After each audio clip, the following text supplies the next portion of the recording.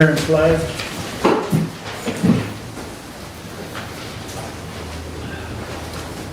Hopefully everyone that had to travel has safe travel home. It looks like the storm will move through. And I'm just going to read a little passage from this Sunday's service that I thought was Matthew 7:1-2. Do not judge, or you too will be judged. For in the same way you judge others, you will be judged. And with the measure you use, it will be measured to you. I thought that was rather thought-provoking, so that's kind of the message of the day. If you'll join me in the pledge. I pledge allegiance to the flag of the United States of America and to the republic for which it stands, one nation, under God, indivisible, with liberty and justice for all. Thank you. First public comment, and I'll read our rule. A member of the public may address the board after receiving recognition from the chairperson and giving his or her name. Public comment shall be limited to a period set aside at each meeting for such purpose, and each speaker shall have the floor for no longer than 5 minutes unless the board grants an extension. Board of Commissioners Rules of Procedures and Bylaws 5.13-3. We also ask you to be respectful. Would anyone like to address the board at this time?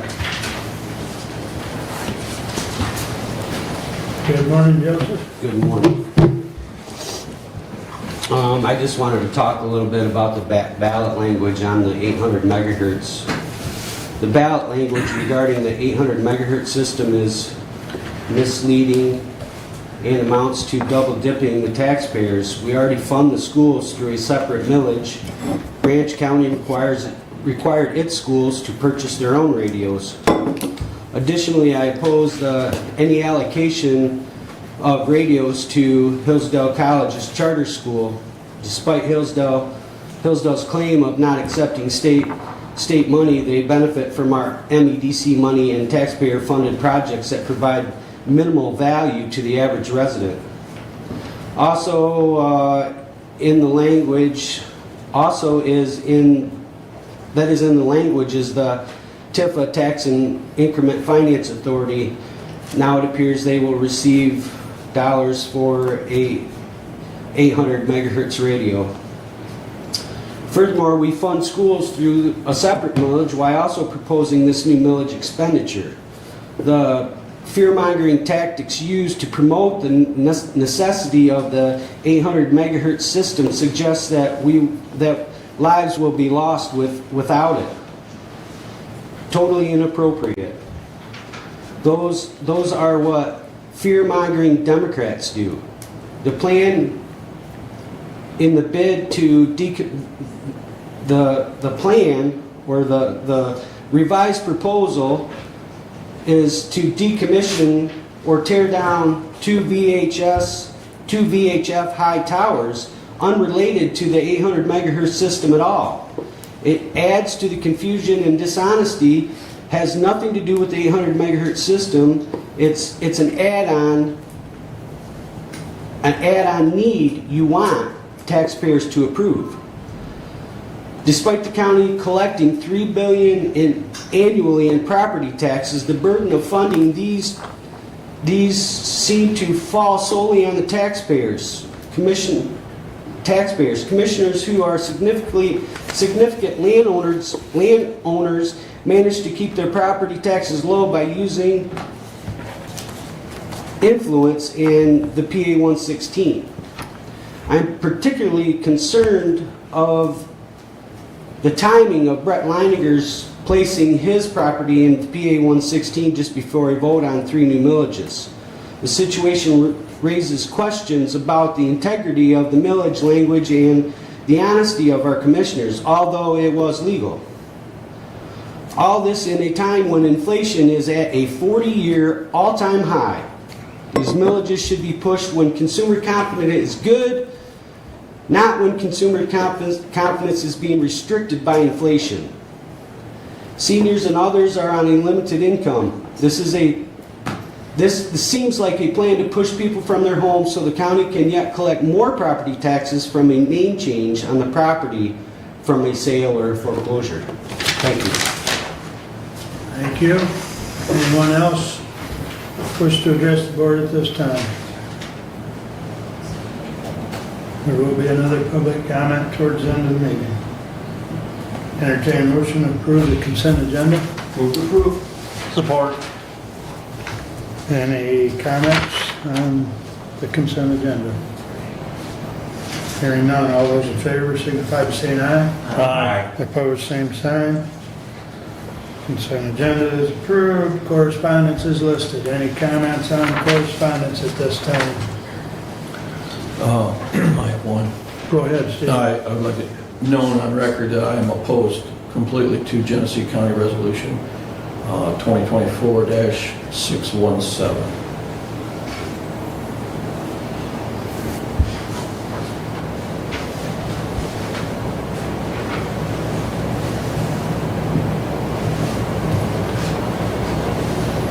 Want to give the viewing audience a snapshot of what that is?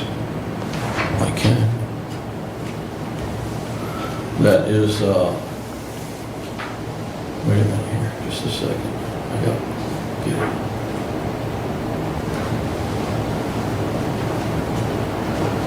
Come on.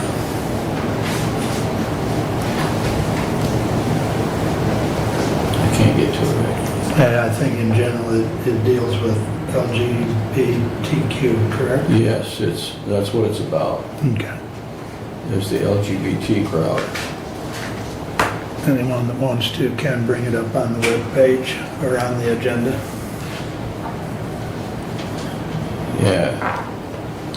It is to the Honorable Chairperson, members of the Genesee County Board of Commissioners, Genesee County, Michigan. Whereas Genesee County supports a fundamental and foundational belief that all people are created equal, and whereas Genesee County recognizes that our society and community has not always fulfilled this commitment, and whereas members of the lesbian, gay, bisexual, transgender, and queer community are among those who America's promise of equal treatment under the law has not always been practiced and is not yet fulfilled, and whereas the members of the LGBTQ community are deserving of the same respect and fair treatment desired for all human beings, and whereas Genesee County is filled with LGBTQ residents from all walks of life, from every occupation, field, and industry, and residing in every part of the county, who will add significant value to our community's quality of life each and every day. And whereas Pride Month is celebrated locally in Michigan, nationally, and worldwide as a reminder in the LGBTQ community continues to face unequal treatment and discrimination in both law and custom. And whereas the state of Michigan, of which Genesee County is the 5th largest county, recently amended its Elliott Larson Civil Rights Act to include protections for the LGBTQ community in our state, and whereas Genesee County recognizes the economic and cultural benefits of diversity and seeks to create a welcoming environment for all residents, including the LGBTQ community, and whereas Genesee County, through its harassment discrimination policy, will not tolerate harassment and discrimination of its employees based on sexual orientation, gender identity, or gender expression. Now, therefore, be it resolved that Genesee County Board of County Commissioners designates the month of June 24th as Pride Month in Genesee County, Michigan. Be it further resolved that the Genesee County Board of Commissioners directs the Genesee County Clerk Register to forward copies of this resolution to the other 82 counties, as well as the Genesee County delegation of the state legislature. Hope I read that fast enough. And that's fine. That way anybody that didn't have a chance to see it They got it. has heard it. And it's not uncommon just for everyone, for us to receive resolutions from other counties. It's informational purposes shared between the counties. So, really never, well, I shouldn't say never. Sometimes we will follow with action and other times not, so. Right. But, all right. Any other comments on correspondence at this time?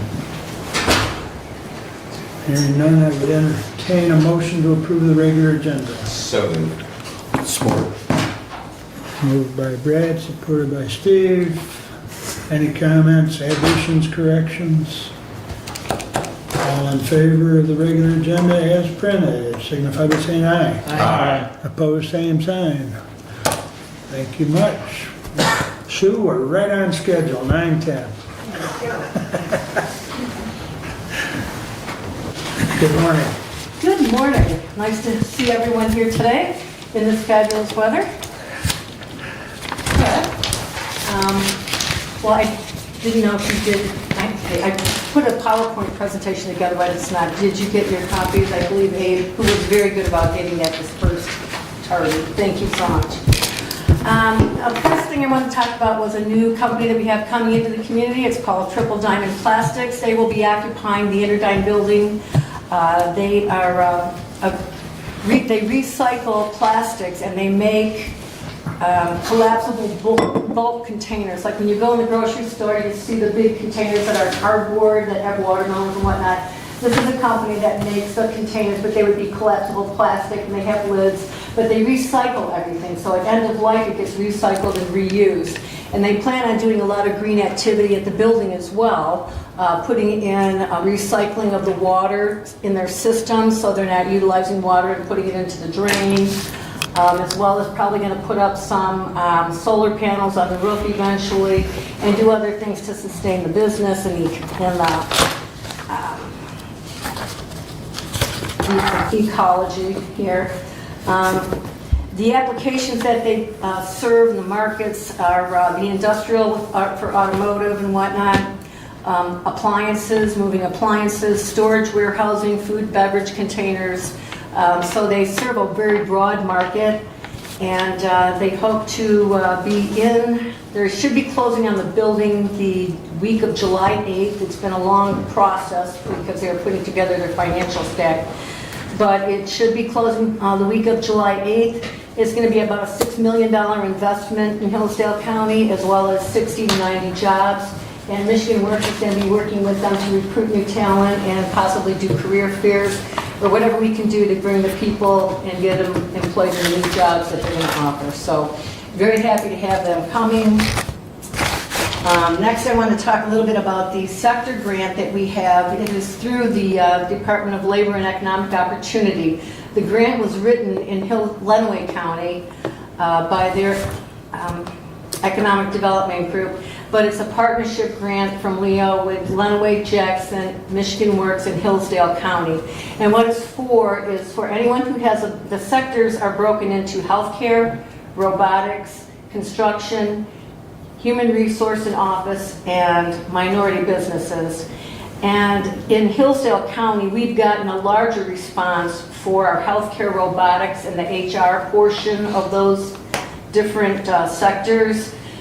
So we're really concentrating on those, and the EDP is heading up the meetings for those. Each sector meets at least once a month, and they talk about common issues, common problems that they have as a business, and then there are dollars to help implement solutions for what they have found to be joint issues.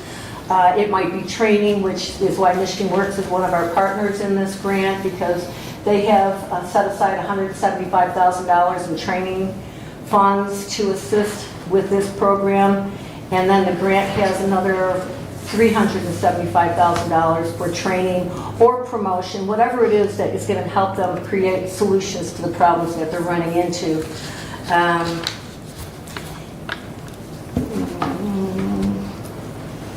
The healthcare sector it's not only the local hospitals, but it's also like the Hillsdale Medical Care Facility. Doctors' offices can be a part of that. Dentist offices can be a part of it. Anyone can be a part of these different sectors.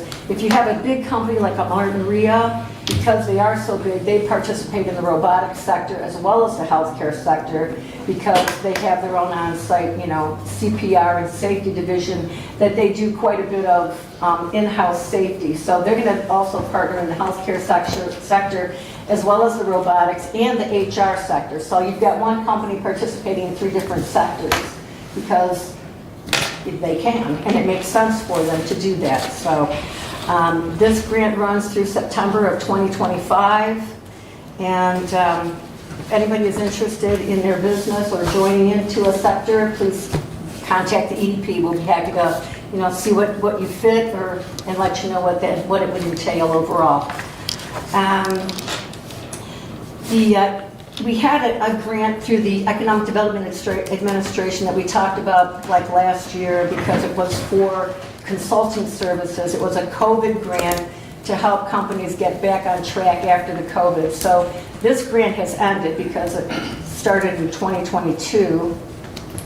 But it was $260,000 that was distributed through 2 companies in Hillsdale County to help them, get consulting services. And they did a lot of different consulting services for that. Some of the companies, because some of our family-owned companies actually took advantage of the consulting to have succession planning set up for their company. Project management, some places had to have architectural assessments.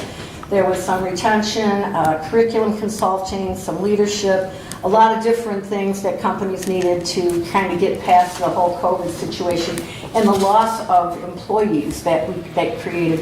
Michigan was shut down for quite a long time, much longer than other states, so we lost a lot of our talent to Indiana and Ohio because people wanted to work and have a job. So all of this was to try and help the companies reconnect with people and bring people on board. We are also now working with the Fellows Program. This is a project with the Lean Rocket Lab in Jackson, Lenawee Now, and American One Credit Union.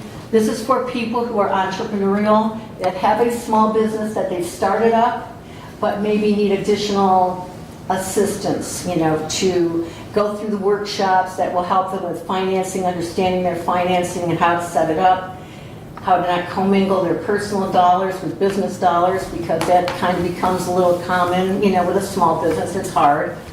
And they will have marketing and different classes for 10 weeks. Those will start in August. But right now we have until June 30th to recruit people to become a fellow. The classes will be held at the CSI facility in Hudson, the Center for Science and Industry. It will be a 10-week course. They will get their fellow designation, and there is grant funding along the way to help them if they need somebody to help set up their finances, if they need some dollars for marketing, if they need maybe one of the gals in Jackson started up a dance program for youth, disadvantaged youth, and she needed a video to promote her business. So that's the kind of thing that they will help you, with marketing and whatnot as you go through the program and beyond. And then American One has set aside dollars for loans up to $50,000 for the new people that are going into business, just to help them move along. And it's going to be a little bit more lenient for lending, shall we say. It may not that you don't have to qualify, but it's just to help boost these companies, just to ensure a little bit, back them with a little few bucks for success. So they're going to be a great partner for us in that. And then, of course, we always, we meet weekly with them. We do the recruiting for our fellows, and we are looking for local resources, attorneys, help. What else do we need? We need attorneys. We have a real estate agent, accounting offices, people who can assist startup businesses and would be willing to be advisory council members to help them out with questions and whatnot. This is going to kick off in July 11th. We're going to do a pitch as a fellow. We're going to do a pitch for their business. The fellows will be selected. And then on July 18th, the announcements will be made who's been selected as a fellow, and they're going to have a resource day for all of the people that are there for small business to talk with these attorneys, accountants, etc. So that's going to be a nice program. It's going to be a 3-year program. So this first year is starting in Hillsdale and Lenawee. We're working jointly with our cohorts, and we will be doing this for the following 2 years also. So if people didn't, get into a fellowship this year, next year it will be renewed and we'll start all over again. Just a few things that the EDP continues to be engaged with in the community. We serve on the Community Action Agency Board, the Litchfield Tax Increment Finance Authority Board, the Jonesville Planning Commission, Hillsdale Hospital Board of Trustees and Finance Committee, the Key Opportunities Board, the Will Carlton Parent Forum, the County National Bank Advisory Board, and the Jonesville LDFA. We're a non-voting member, but that's part of the meetings that we attend. And the reason we stay active like that in the community played out very well at the meeting that we had over in Jonesville at the LDFA. People were discussing the fact that that the Ock Health Center closed over in Quincy. So I contacted the hospital to find out what services there are available in the county, and the question is going to be put out to our employers: do you want to see an additional OC Health facility brought to the community? Henry Ford Community Hospital has said they would be interested in bringing a center down, but they would have to have proof of need prior to making any kind of an investment in that. So there is a listing that went out to the businesses, because there are some prompt care in Coldwater. Jackson, of course, has their own walk-in urgent care. And then we have a particular office that does Department of Transportation physicals for people that are going to be going into trucking for their CDL licensure. The Jonesville Health Clinic also does Department of Transportation physicals, and Hillsdale Medical Associates also sees people for pre-employment testing. But I think people, we're going to put the word out and ask the employers, what is it that you would like to see? Do you want another facility in Hillsdale? So that's something that came out of one of those meetings, and that's just an example. We frequently respond to different things that come up at these board meetings so that we can, add value to the community. Moving forward, we're going to be looking at Manufacturing Day in Hillsdale County. We typically work that around the school schedule at the Career Center. That's where we have the concentration of students that are interested in manufacturing and different things like that. But it is open to all of the schools in the county. The EDP gets the funding for that through a contract of work that we do with the Michigan Economic Development Corporation. And for that day, we pay for the buses, we pay for the students to have backpacks for their eye protection, ear protection. We have a luncheon at Machindo with a panel discussion with employers. It's a very nice day. The students get to go and tour different manufacturing facilities. So it's just a nice day to get them out and about and thinking about their future moving forward. We will also be having our annual dinner in the fall, which we hadn't come up with a theme yet. Last year we did the Roaring 20s and had quite a good time. But we'll see what we come up with this year. And then we're just going to continue working on our different contracts that we have, because that's, how we work with our partners. Michigan Works is one of our major partners in all of our grant funding that we do, because economic development, workforce development, and education, they all kind of work together and move together. So it's the reason why we have to have partnerships and work with so many different people in our county as well as other counties, because we have, addressing things regionally is a way to get along, not only get along, but to really be able to do things that can have some movement. So that's what I have for you. Do you have any questions from anyone? Go ahead. Yes, sir. I just wonder if you could define Region 9 for some of the people that are listening that don't know. Yes. Yes. Region 9, the governor broke the state up into different regions, and we are Region 9. Our Region 9 is Jackson, Hillsdale, Lenawee, Livingston, Monroe, and Washtenaw counties. And it's called the Greater Ann Arbor region. And even though Hillsdale's the smallest fish in the pond when it comes to all of that group, when we started the regionalization, my meeting with all of the county economic developers, I said, I know we're the small guys. We want equal representation at the table is all I ask. And we do get equal representation. When they get grant funding, like through the MEDC or through the Michigan Works office, everybody shares that funding equally. Even though we're the smallest guys, we get the same amount of funding as Washtenaw and Livingston and everybody else in the group. So Region 9 works as a unit, and everybody gets along in our region, which is really a plus. It's really, because the infighting that goes on in the other regions, it's interesting. When you go to the meetings, you just count your blessings. But yeah, we do a lot of group work through Region 9.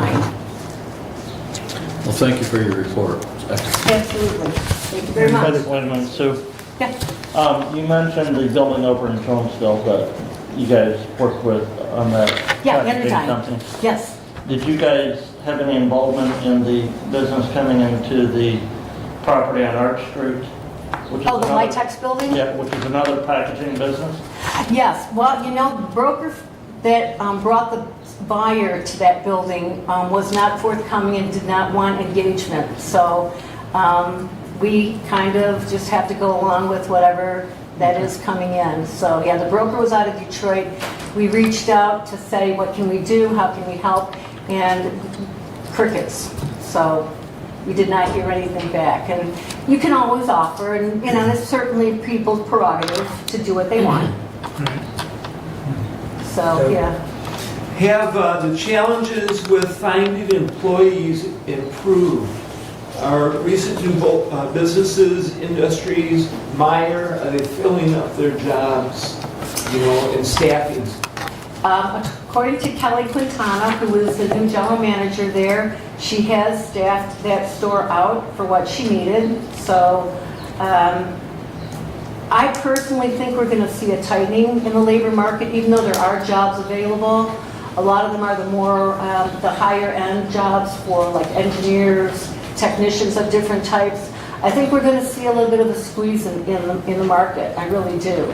So with the industries coming in that need those, how are they coming into Hillsdale County and where are they getting their employees from? Well, they work with Michigan Works, for one thing. A lot of them have their own recruiters that they are working with, and then they work hand in hand with Michigan Works to do all the job training grants, incumbent worker training grants.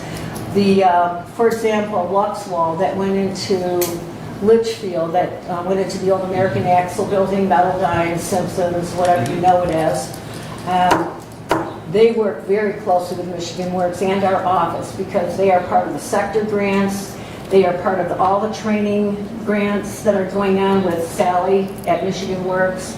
And they spent probably about 3 or 4 months of very intense looking for employees. They will be hiring more employees because they only have first shift filled. They've gone through all of their prototyping. So they are now in production for shipping to customers. Which bringing new employees in at such a, if companies are hiring 60 or 30 or 20, the housing market then is another challenge. It's a very big challenge. The housing market's a huge challenge. It really is. I mean, we started looking for rentals or whatever we could find for the Luxwall people throughout the startup because a lot of them just stay here, even though they're not from here. They would stay here in Hillsdale County to try and get the startup going on, and it's been hard. A lot of them are driving back and forth to the Detroit, Metro Detroit area every day. The very first hires actually drove to Ypsi while they were redoing the plant because they did about a $2.5 million redo on that building because they gutted it, everything, floors, walls, ceilings, bathrooms. It's an older facility, but it's a solid facility with a lot of power, which is the attraction, it's the power. Because the governor was not happy to see them come to Litchfield. And there's a phase 2, which we're fighting for, and she's very unhappy about that. So we'll just see, where that lies. They have to go where the power is, and Consumers Energy does a really good job of providing large amounts of power. And they're having issues with that in Detroit area, which is where the preferred administration location is, in Detroit. So, but that's okay. We'll work it as best we can. Anything else for Sue? All right, thank you so much. No, thank you.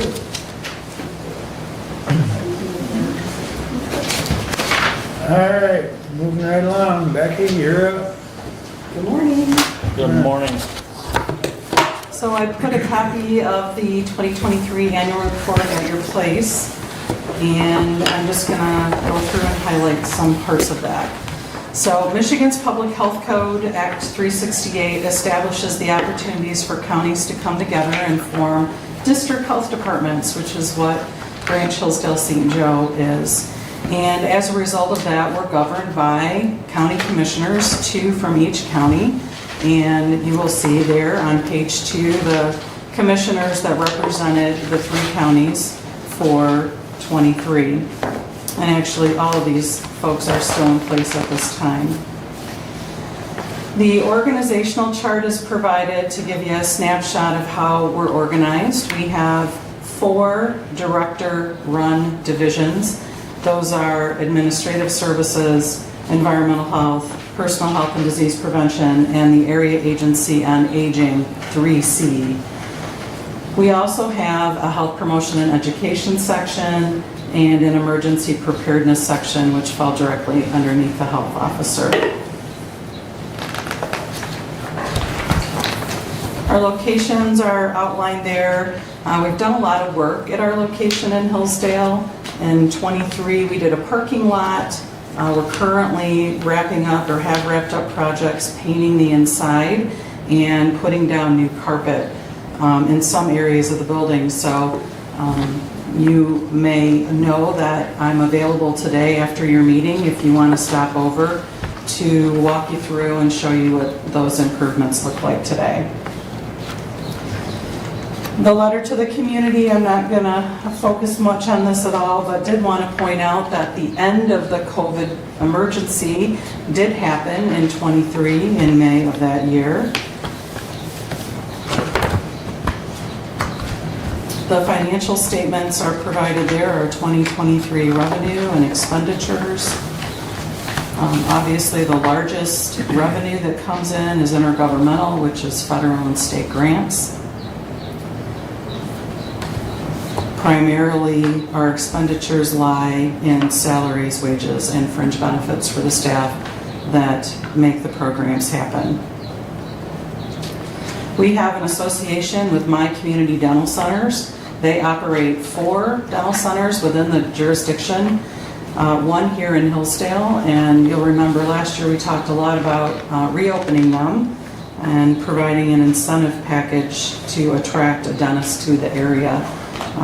Glad to say that that dental center is still here, still operating, and they are very busy. There are some anecdotal comments from some folks at the bottom there, and you'll see one being, "I can't believe I had this place so close and I used to drive far for dental care. Facility's clean, the staff are helpful and professional." And another comment about Hillsdale, "Positive atmosphere, I was actually relaxed, very nice staff, and the dentist spoke with clarity as he was thorough. First trip accomplished." So it's been positively received and we're glad for that. We always provide a snapshot of county health profile. That's on page 8. So that shows some of our population, marriages, divorces, percent of the population over 65, which you'll see in Hillsdale is the largest of the 3 counties, more individuals greater than 65. And then the leading causes of death that are listed there, which heart disease ranks highest for Hillsdale County. Starting on page 8, we get into some of our personal health and disease prevention programs and some statistics from our 2023 year. Our total WIC participation count in the 3-county area was 8,080 in 2023. And we also spent resources on safe sleep environments to keep infants safe and prevent premature death. So that was a successful program, also providing safe sleep materials, education, and in some cases pack and plays to provide infants a safe place to sleep. On page 10, we talk about our Children's Special Health Care Services program. This is a program that serves chronic medical needs and their families for children that qualify. So there is a very long list of diagnoses that qualify for this program. And if your child, in 2023, it was between the ages of 0 and 21, and now it's increased up to 26. If your child meets one of those diagnosis codes, they qualify for the program. There's no income qualification for this program. So simply by diagnosis, the child qualifies. And they receive nurse case management and oversight, and also can have some support with payment of certain things that the family might need, like transportation, or we've had an Amish buggy built before for a child that needed a buggy that was accessible. Handicap accessible, thank you. Yep. All right, moving on to communicable disease. We have a list of communicable diseases in Michigan that are required to be reportable. So these are the diseases that were reported in 2023 that are reportable diseases in Michigan. And you can see over the years, it lists things there. I always kind of like to look at the novel coronavirus up there. It's way up at the top. And you can see how things, started in 20, ramped up in 21, started to go down in 22, and are significantly dropped in 23. So always good to see. Unfortunately, we're not always seeing the same trend with some of our sexually transmitted infections. There's a lot of work that the health department does to try to help diagnose and treat and prevent spread of those diseases. On page 12, we talk about immunizations, a really important public health tool to prevent disease.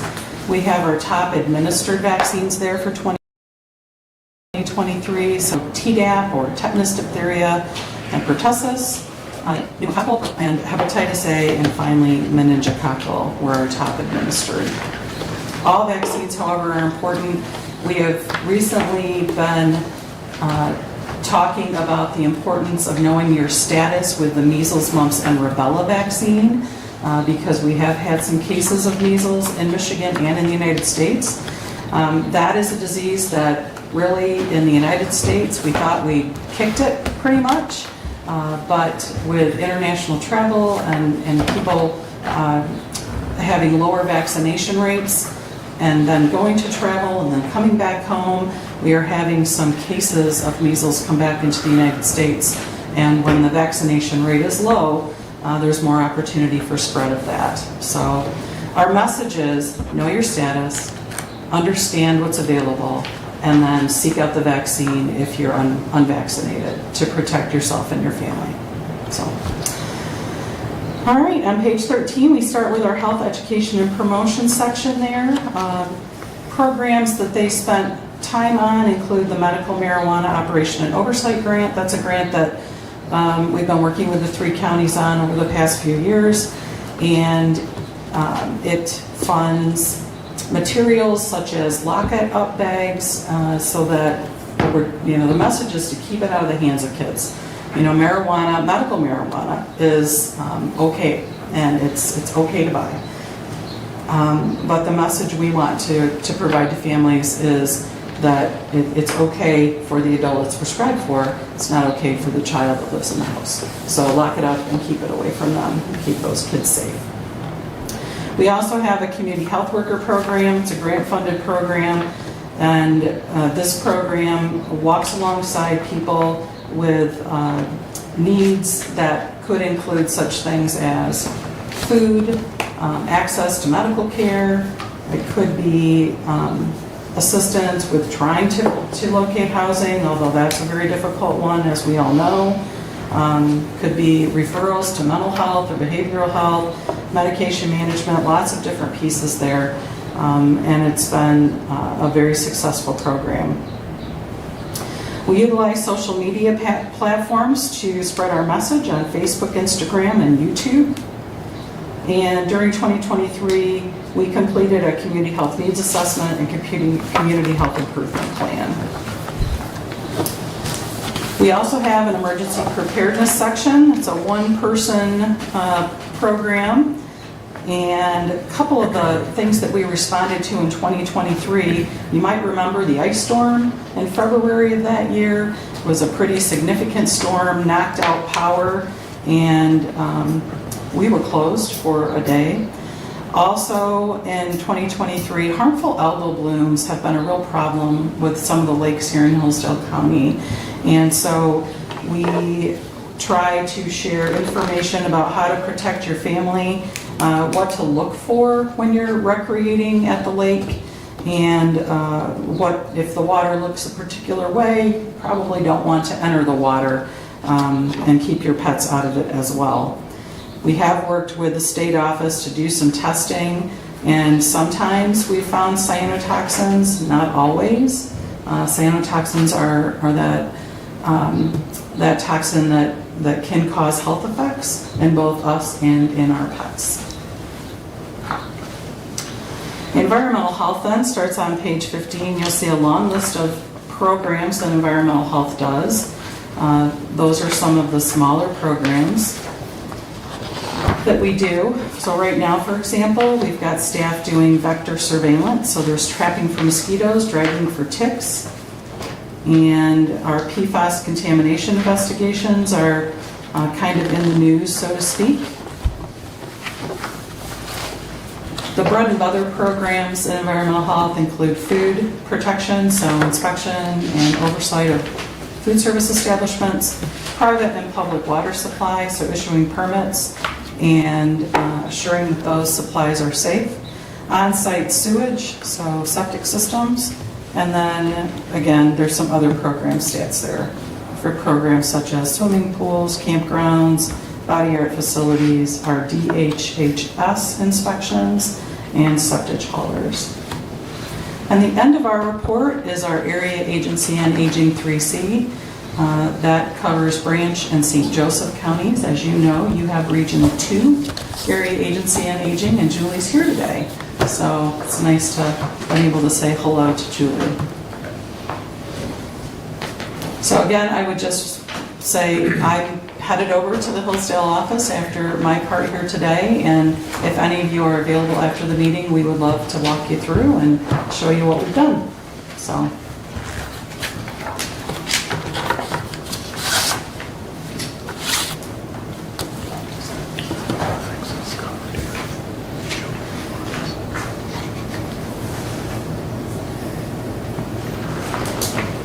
I had a question about Page are you on? autism.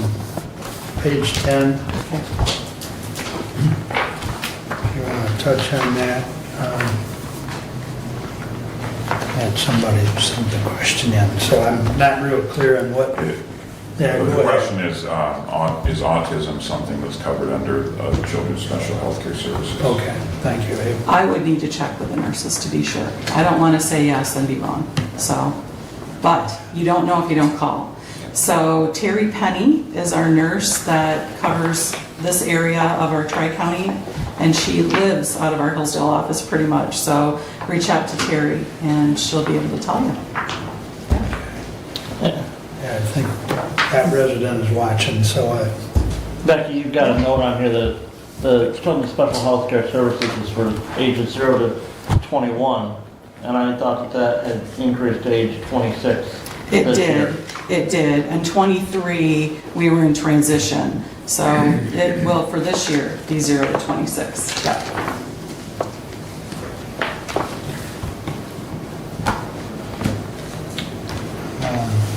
PFAS. Yep. I know back when I was on the health board, the primary focus was St. Joe County. Is there any sites in Hillsdale at this time? There's one site that has been identified. I'm trying to remember where it is. It's up by the old landfill northwest of Okay. Jonesville. Yeah. Huh? It's an egg operation. No, it's, in essence, it's a large parcel of ground, multiple acres. I don't believe there's any, I don't know if there's any active agricultural production going on now. The issue is siting a new well and distance of the new well to the dwelling. I do believe that they had found the location, and we're in the process of, in the future, we'll be drilling that well, but yeah. That's the only site though? That's the only site. Okay. So far. You know, the more you look, the more likelihood you're going to find more of it. Sure. Right. Sure. So, Well, the more we sample and. yep. So, yeah, okay. Go ahead, Brad. Becky, thank you. As always, your report's very comprehensive, and it's always interesting, all of the components of our daily lives that your agency touches. I know that in my fire department, we have a a couple of benefits every year, and inspector from your agency is there usually on a Saturday, and always very helpful, and so interesting, and I always find something Hillsdale County can be pretty proud of is that a relatively low teenage pregnancy rate, whereas St. Joe's is much higher. And I was just wondering, we know that they do have a birthing center over there, and if the Amish community significantly contributes, or if you have walked that data out at all, because St. Joe does definitely, when you look at that number there, they are the outlier of our 3 counties, and so I was just curious if that was a contributing factor. You can't say. I don't know for sure, yeah. But yeah, we'd like to see teen births, of course, at a lower level. Right. We have lost 2 birthing centers in the Tri-County area over the past couple of years. So Sturgis Hospital, of course, they no longer deliver, and then ProMedica Coldwater also closed their birthing center. So we are lucky and blessed to have Beacon and Three Rivers and Hillsdale hospitals still operating birthing centers. Otherwise, people are going to have to go south or north as they, choose to rear their families. With the children's special health care services, you mentioned qualifying medical conditions. And my question as well is, you list 3,000 various conditions. Is there a list? What's the best way for everyone to find out, what may or may not be a qualifying medical condition? Really the best way is to call one of the nurses. There's caveats with everything, and so the best way to do it is to call Terry Penny here, or if you go over towards the west side, Madonna Hilardas.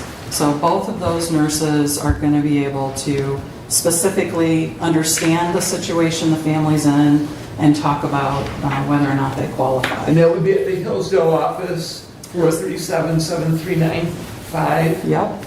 Okay, thank you. Other questions?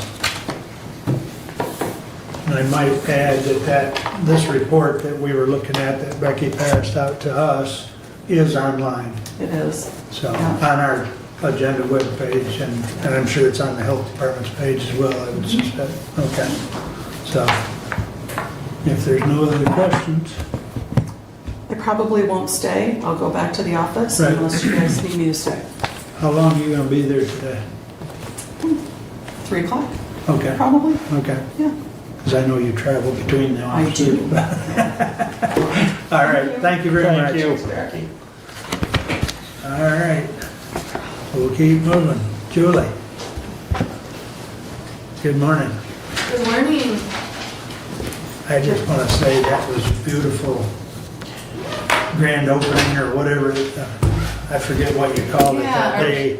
That was our 50th anniversary. 50th anniversary. Yeah. Oh, thank you. Yeah, But that was 50th nice. anniversary. Well, thanks for being there, and thanks for Brent to being there and serving on our board, as well as Curtis Gale is a longtime board member from Hillsdale County, so we're happy for the support. You have our report in your packet there, or was passed out, but the report that I presented was from October 1st, 23 through May 31st of 24, and it shows the funding that we've awarded in Hillsdale County in the various categories. And then we also have some regional funding that is awarded that covers all of our 3 counties, and we serve Jackson, Hillsdale, and Lenawee counties. So legal services and our nursing home ombudsman are both regional services that we provide that cover all 3 counties. So you can see through our My Choice Medicaid waiver program, we serve enrollments through May of 24 was 125 community members that we serve. And through our tiered care program, we serve 182 community members from Hillsdale County. And then our Medicare Medicaid Assistance Program, or we affectionately call it MAP, for fiscal year 23, which they run on a different year. So from 4/1 of 23 through 3/31 of 24, it was 170 client contacts for Hillsdale County, and our MAP counselors were able to save Hillsdale County residents approximately $44,643. And with our MAP program, we have volunteers and staff at our office in Brooklyn that help folks in all 3 counties, but we also count on volunteers from Perennial Park who help people with the MAP counseling as well. So, you know, this report details spent funds. It's not representative of all budgeted or awarded funds. And just so you know, our awards for the full year we did not get until June 6th of this year, which is a couple weeks ago. So we had been operating under continuing resolutions from the federal government that, you know, then the state awards us monthly awards. So we just finally got our full year awards.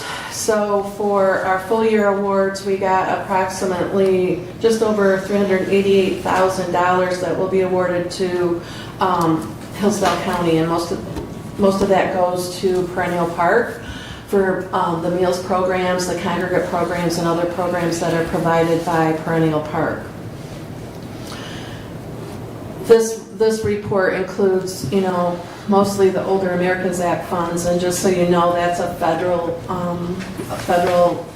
law that created the area agencies on aging. There's 16 area agencies on aging in the state of Michigan, so every county in the state has an area agency on aging, and there's over 600 in the United States, so there's area agencies in every state of the United States. So our contractors submit monthly cash requests and budget reports, and this is, you know, we pay out based on those reports. And we do allow some flexibility. It was delayed a little bit this year because we didn't get the full year funding until just a couple weeks ago. But it's up to the individual contractor to ask for transfers between, like, for example, congregate meals and home delivered meals based on needs they're seeing in the community. We do ask Hillsdale County for, it's approximately $4,079, and that's a small percentage of the award that we give out to Hillsdale County. What it's used for is administrative things, and so, you know, we monitor the state guidance, all the transmittal letters, all the standards that we're required to uphold. We submit all the reports to the state for refunds, all the training. We do the required reporting, answer questions, just all sorts of things that we do to support our contractors, such as Perennial Park, to make sure that we continue to get the funds. We do audits with our contractors and all sorts of things. So that's where that $4,000 goes, is to offset just a small portion of the administrative part of monitoring and handling these contracts. Our annual implementation plan was just presented to our board, and this is for the fiscal year 2025 multi-year planning period. We do a community survey, and we have a public hearing, and we get input from our advisory council, community members, and things to create this plan. It was presented to our board just last week, and they supported the plan, and then we had to submit it to the state of Michigan by last Friday, so it was all submitted to the state of Michigan, and then we have to wait for their final approval. Nicole and I go to present to the Commission on Services to the Aging at the state of Michigan in August this year, and we present our plan to those commissioners, and they have questions, but it relies on them to approve our plan, so we have to do that before, you know, we can count on our funding for the next year. Soon the final AIP will be available on our website after the commission's approval, and then while we do not need exact formal approval from you all here today, you know, we're happy to answer any questions today or in the future if you send them to me either through email or give me a call, and we're happy to answer any questions. We do have to, you know, let the the state, ACLS, know that we did, the ACLS Bureau know that we did give the plans to each of the counties in our region. So we've given it to you all, and then Jackson County and Lenawee County as well. So Commissioner Wiley just mentioned he was able to visit us for our 50th celebration and see our new building. We did, as part of our building process, we did go through a rebranding and changed our name to Wildlife Services Area Agency on Aging. We still, of course, answer to Region 2 Area Agency on Aging, and both of those aren't our official name. Our official name is Region 2 Commission on Services to the Aging. So, you know, we'll answer to any of those, but the rebranding has went well, and I have to say, I think it's drawn some light to the needs of older adults in our community, and we recognize that because the number of calls to our agency is ever increasing. It's over 1,500 calls we're getting a month. A lot of those we work closely with Maggie and her team at Perennial Park and transfer calls back and forth to get people the resources they need to be independent in their home. And our space, we still consider it new, and we still feel blessed every day when we go into our new building. If you haven't seen it yet, reach out anytime. I'm happy to set up a tour if you'd like to come out and see it. Some other agency updates. Our Safe Haven event is taking place this Thursday, which is June 27th. And that's an event. Our Safe Haven program is a program that helps victims of elder abuse. And we get a minimal amount of funding for the program. So we have a benefit event every year to help raise funds, and the funds are used totally towards participants in the program for anything like, sometimes it's a month's rent, sometimes it's clothes, sometimes it's food, medications. Many times when somebody's a victim of abuse, they leave a situation with nothing but what they're wearing right then. So it's really a wraparound service that we help people, manage that situation and come out safer. We celebrated the 50th anniversary, and I will say, and I did just mention that we didn't get our full year funding until June 6th. That was a challenge for us and a lot of other nonprofits and all the area agencies to not know what your full year funding was until, more than halfway through the year. And so, budgeting for next year is going to be a challenge too. Our allocation was lower than we anticipated this year. It resulted in approximately a $98,000 decrease in our funding to the agency. And the reasons cited for the funding, one is the decrease in Michigan's population. Because the census of the state is down, that meant federal awards to the state of Michigan across the board were down and affected our funding. And then the state of Michigan, the Commission on Services to the Aging, developed a new interstate funding formula, and that's based on population to some extent as well. So the population in our 3 counties didn't keep pace with maybe populations in some of the other counties around the state. So we're still evaluating that, more to come, but it's going to be, a budget year where we're paying attention to all of our resources and make sure that they're used to the best that they can be.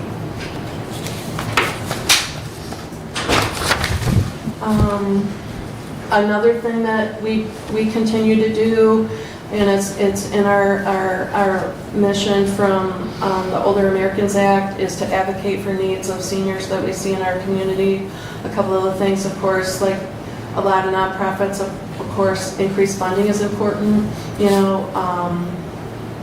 Not so much in our area, but there around the state there are waiting lists for home delivered meals and things, and that's an issue. We're lucky to work with our great partners like Perennial Park and the other departments on aging in each of our counties to make sure we don't have a wait list for meals, and that's a real priority for us.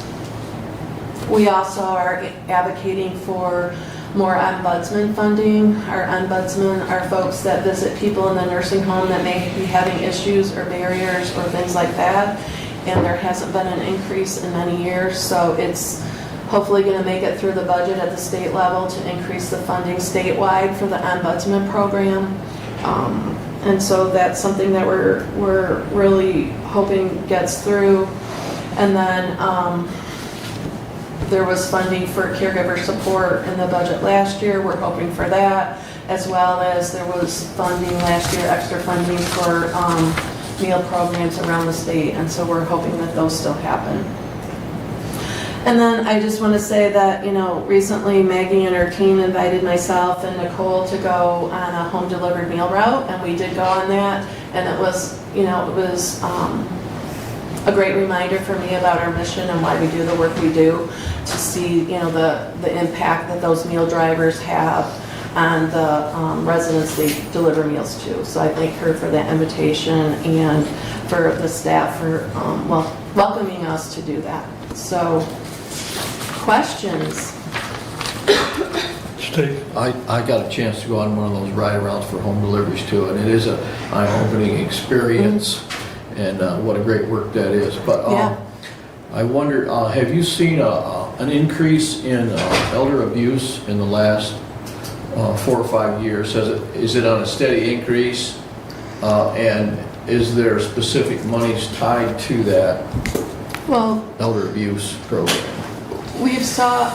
during the pandemic, the referrals for elder abuse, we saw to be a little bit lower because people, were advised to be in their home and they weren't getting out, and so maybe they weren't being seen by folks that may report that, but it's starting to go back up.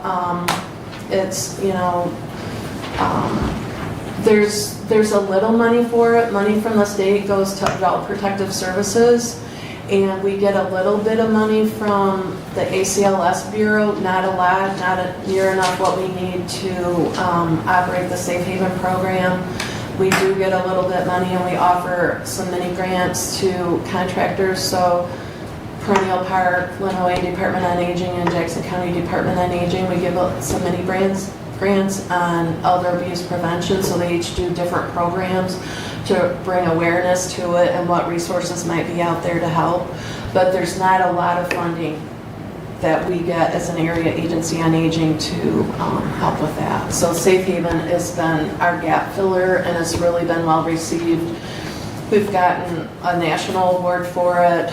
We've gotten grants from the Michigan Health Endowment Fund to help expand the program to other counties in the state, which we are doing. And we're in the process of writing another grant for that work as well. And it's really been impactful because it's filling a gap that not many others fill. And many times we offer temporary housing. And as others have talked about here today, housing is real hard to find right now. So we do our best. Thank you. Other questions? Doug? You mentioned how the funding was delayed this year and how it could be delayed again. It could be the new norm.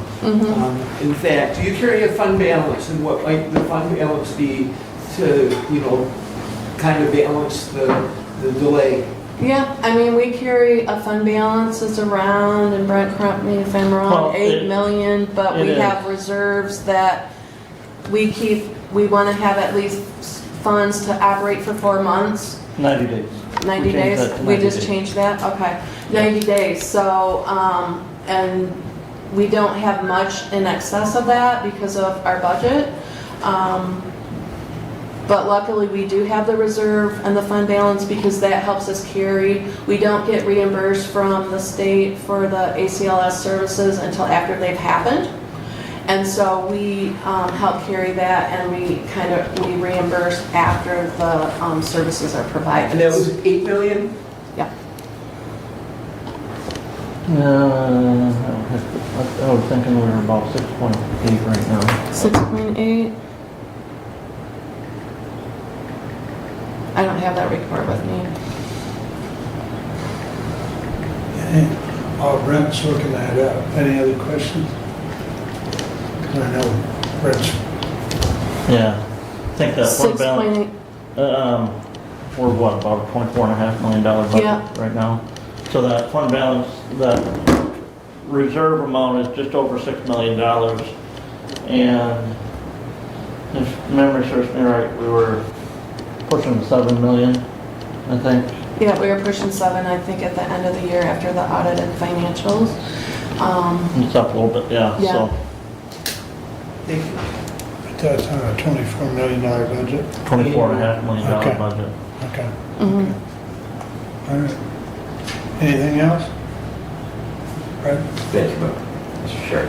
Julie, just to piggyback on Commissioner Lanius, EMS is always looking for, continuing education opportunities. And since both you and Meg, you're very kind, we encourage your agencies to look at possibly doing some form of education for EMS providers in the 3 counties your agency serves. Obviously, Maggie's focus is here within Hillsdale County. In regards to working with adult protective services, those reportable events, EMS personnel, they interact significantly. I always tell young students that are coming into the profession that a significant amount of the calls are not, those trauma calls that everybody likes to run on, but, taking someone from a care facility to the ER and then from the ER back to, and so, but also from homes. And so just, one of the things we talk about in EMS is education about fall hazards in the homes.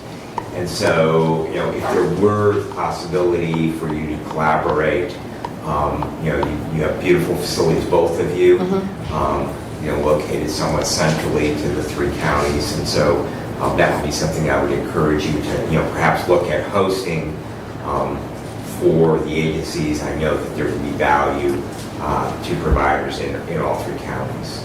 We would be happy to, and I'll get with Maggie on that. And we do provide, presentations community-wide on our services, and that's a great reminder if there's a group or another place that you think would benefit from hearing about our services or our collaborative services, we can go together and do a presentation, because a lot of it's about just knowing who to call and where to call. And then I know we count on the EMS personnel and the fire departments and things many times get calls to just help somebody that's fallen, to help them get up. And I know we really appreciate when they're able to help with that.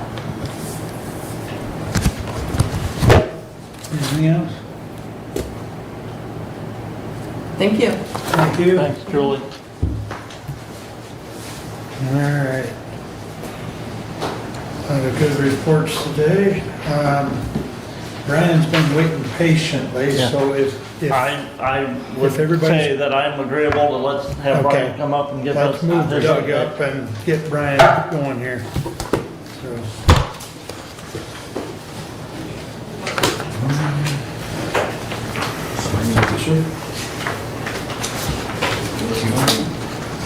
Thank you. There's no pictures today, Brian. Much changed, nothing new on the picture front, so.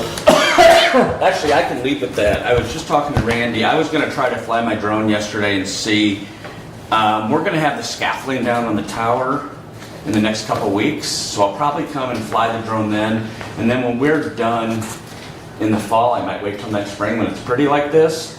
We'll come and fly, get a bunch of pictures from the drone as well as a video that I will then give to you guys. And if you want to use it on your website or any of your stuff, I don't have any IP on that. So, but we'll give all that to you when it's completed. It'll be a nice little thing. So, updates here.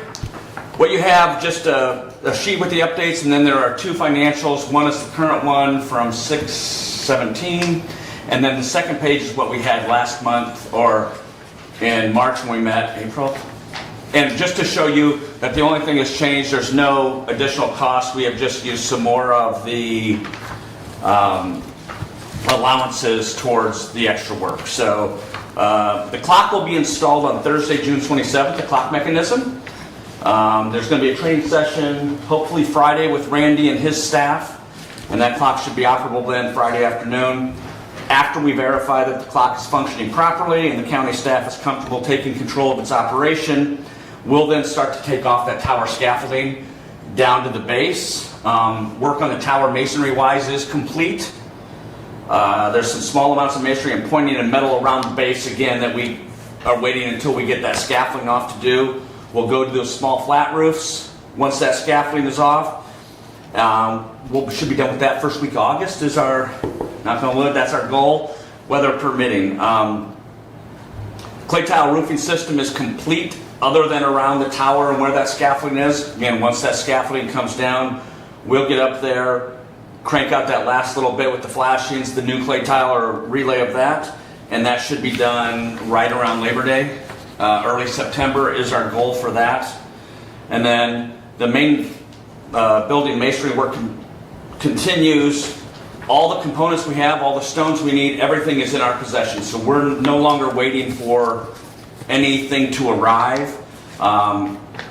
West side of the building, we're continuing to work on that. The rest of the building is done, other than going back in and washing and repointing it.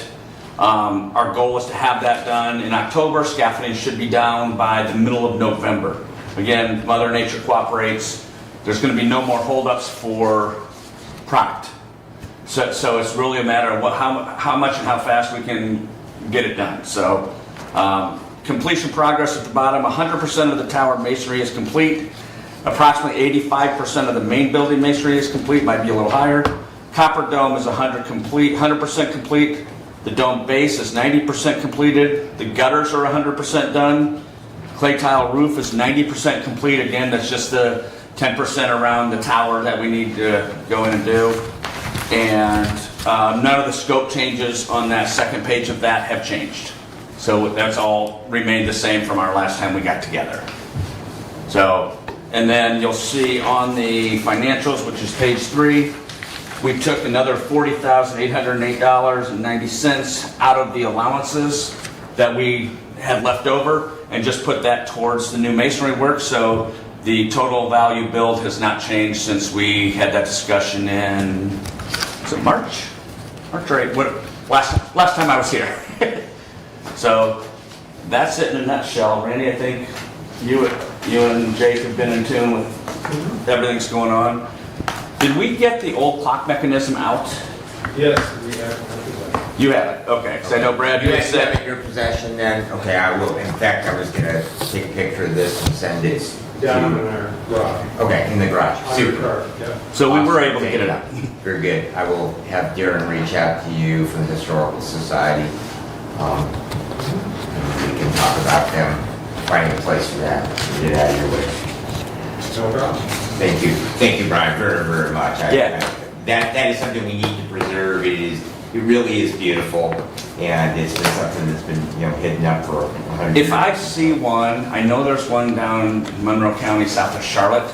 I've seen them in a couple places where they actually build like a pedestal and put them in a glass box or stuff, and it's literally in the hallway of the existing courthouse. It's a cool piece. There's no doubt about it. It's a cool piece. It's to see how they did it back. Little one freestanding outside when their courthouse burned. Exactly. They were able to preserve that. Exactly. So, questions about where we stand with everything? You're still looking at being all done when? Scaffolding should be done down before Thanksgiving, maybe as early as Halloween, but let's call it Thanksgiving. Okay, Yeah. because I think last time you were shooting at being all wrapped up around 1st of December or... Yeah, we might be a couple weeks ahead of that. Okay. Again, weather permitting. Again, with the masonry, when it's wet like this, if it gets below 50 degrees, there's so many restrictions on when we can work with that. But once we get this done, the washing and the pointing, we should be able to zip through pretty quick.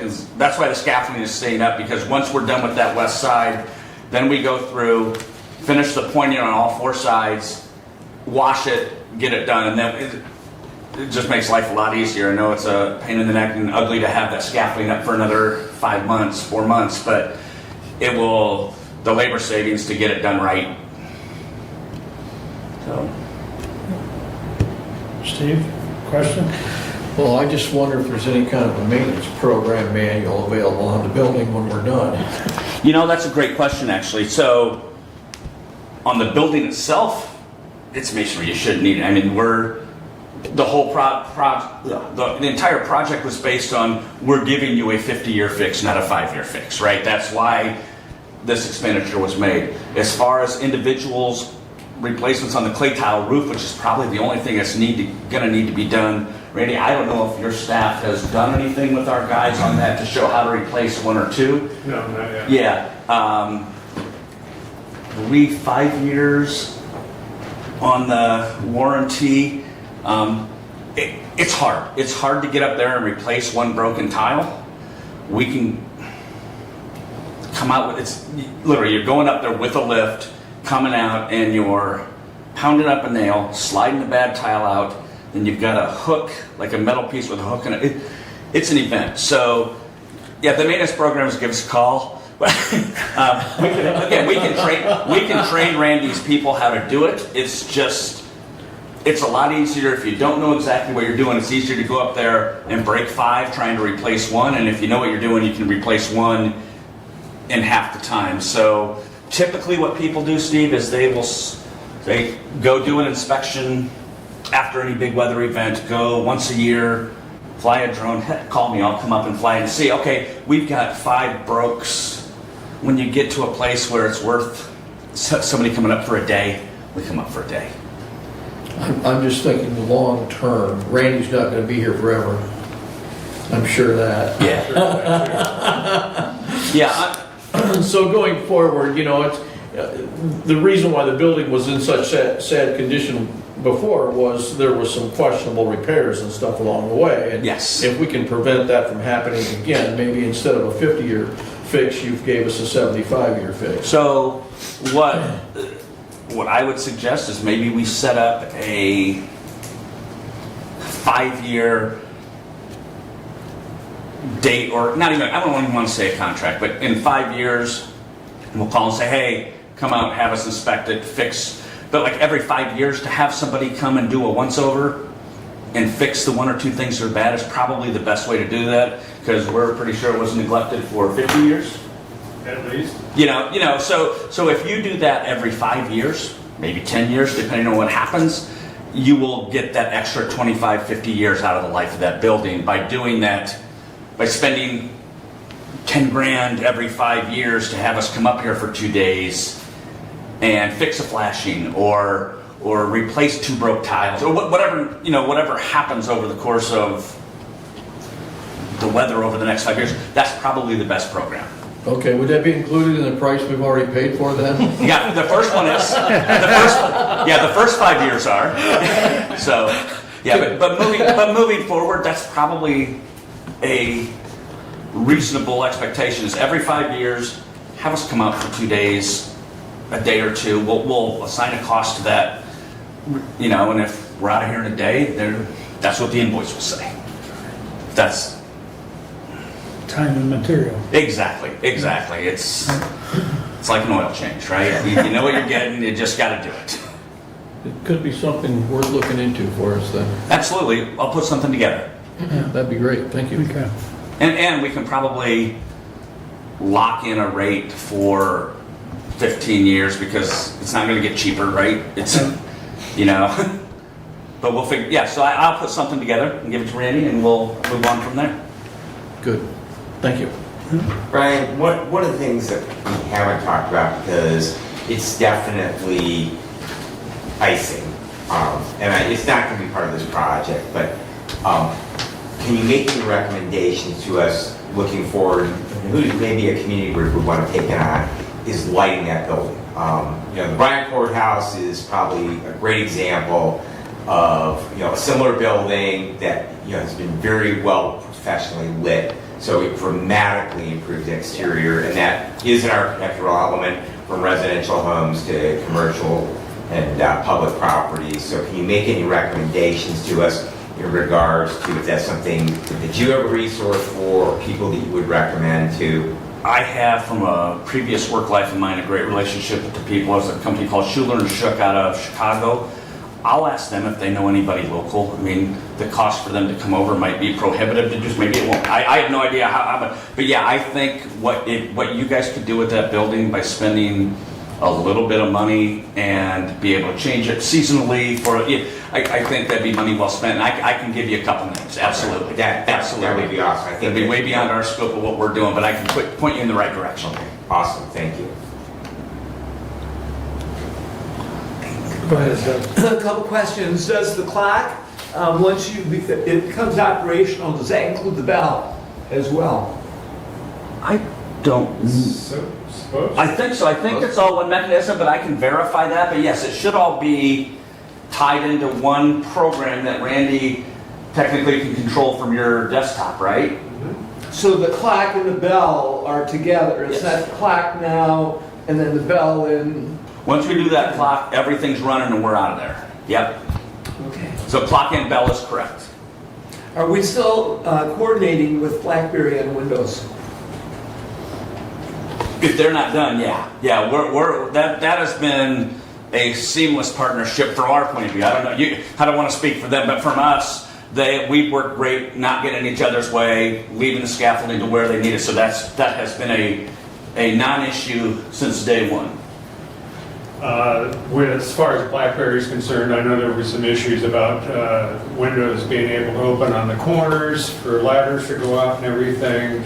That has been sent back to them. There's no additional cost to that. They're just going to go ahead and do that for us. It's awesome. That's where we're at on that. Good news, Randy. Thank you. Good, thank you. And then my other question, my final question for now is the remaining balance that we have in the allowance, is there enough remaining in the allowance to complete the project?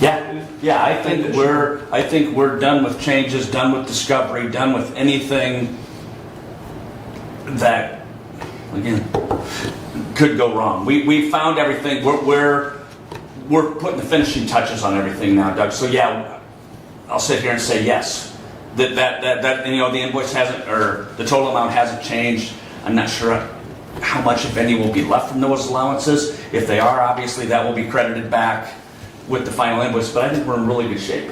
I think we're in really good shape for this last push. That's all my questions. Thank you. Question, Brent? No? Okay. Any other questions for Brent? All right. We'll see Get you. out of here before you change your mind. Thanks, guys. Appreciate it. Well, Brian, plan on maybe a couple months. I'm sorry. I say plan on a couple months and give us another maybe middle update. September. Yeah. Because that'll give us a chance to get the tower done, get everything out, Yeah. and we'll know. And then we'll have a really probably a hard date on when we're going to be done with that last Okay. part of the main building. Does that work? That sounds good. Thanks, y'all. Thank you. Well, if everybody's agreeable, we'll let Doug just continue his report and then he's done. Okay.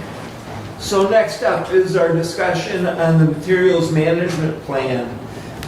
We've received a letter from Eagle reminding us, or maybe giving us a little bit of a shake, that we have not submitted our notice of intent.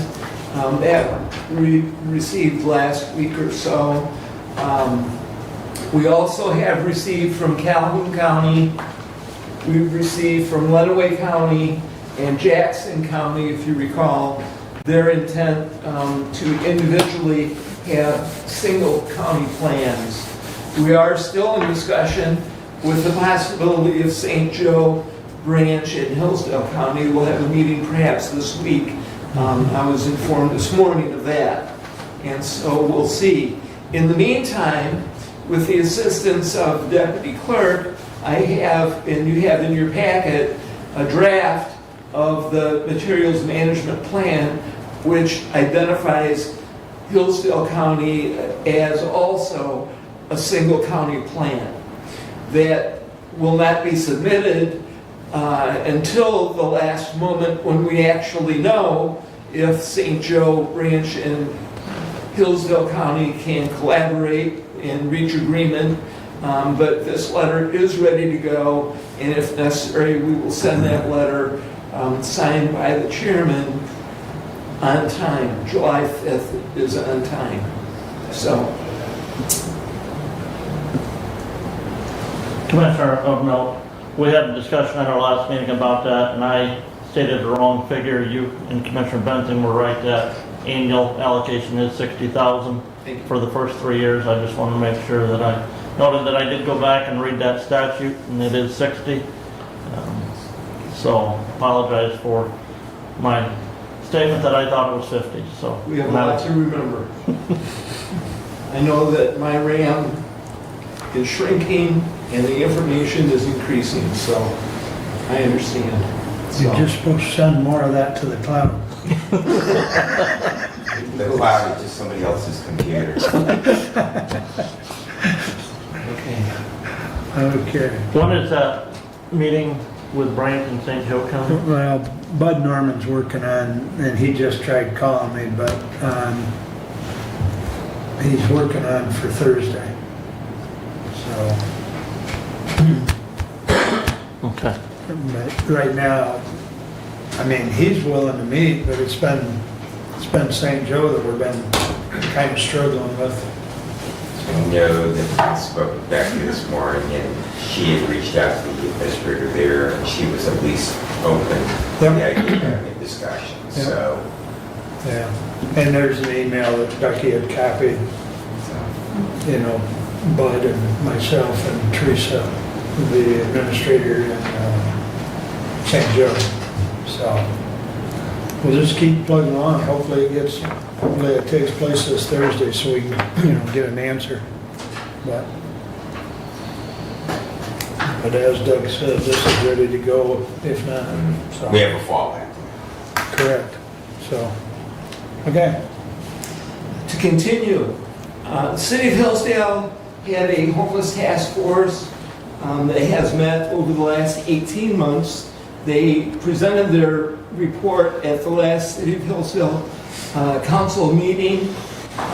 They had it was a lengthy report that is very complete in a lot of ways. Recommendations: first, the city needs to strengthen law and order. There are specific policy recommendations. And second, the city should encourage a truly effective assistance to the homeless that actively addresses underlying causes like addiction, mental illness, or past criminal convictions. And there are, again, specific policy recommendations. Today I've asked the chairperson of that homeless task force, Stephanie Stockford, is here today to present and to answer questions. And I thank you, Stephanie, so much for coming today on short notice. Thank you. Without knowing what time that you'd be coming to the podium. So thank you again. Not a problem. Thank you, and thank you, gentlemen, for having me. So I'm assuming at this point that you guys have seen the report. I understand that it is in your packets.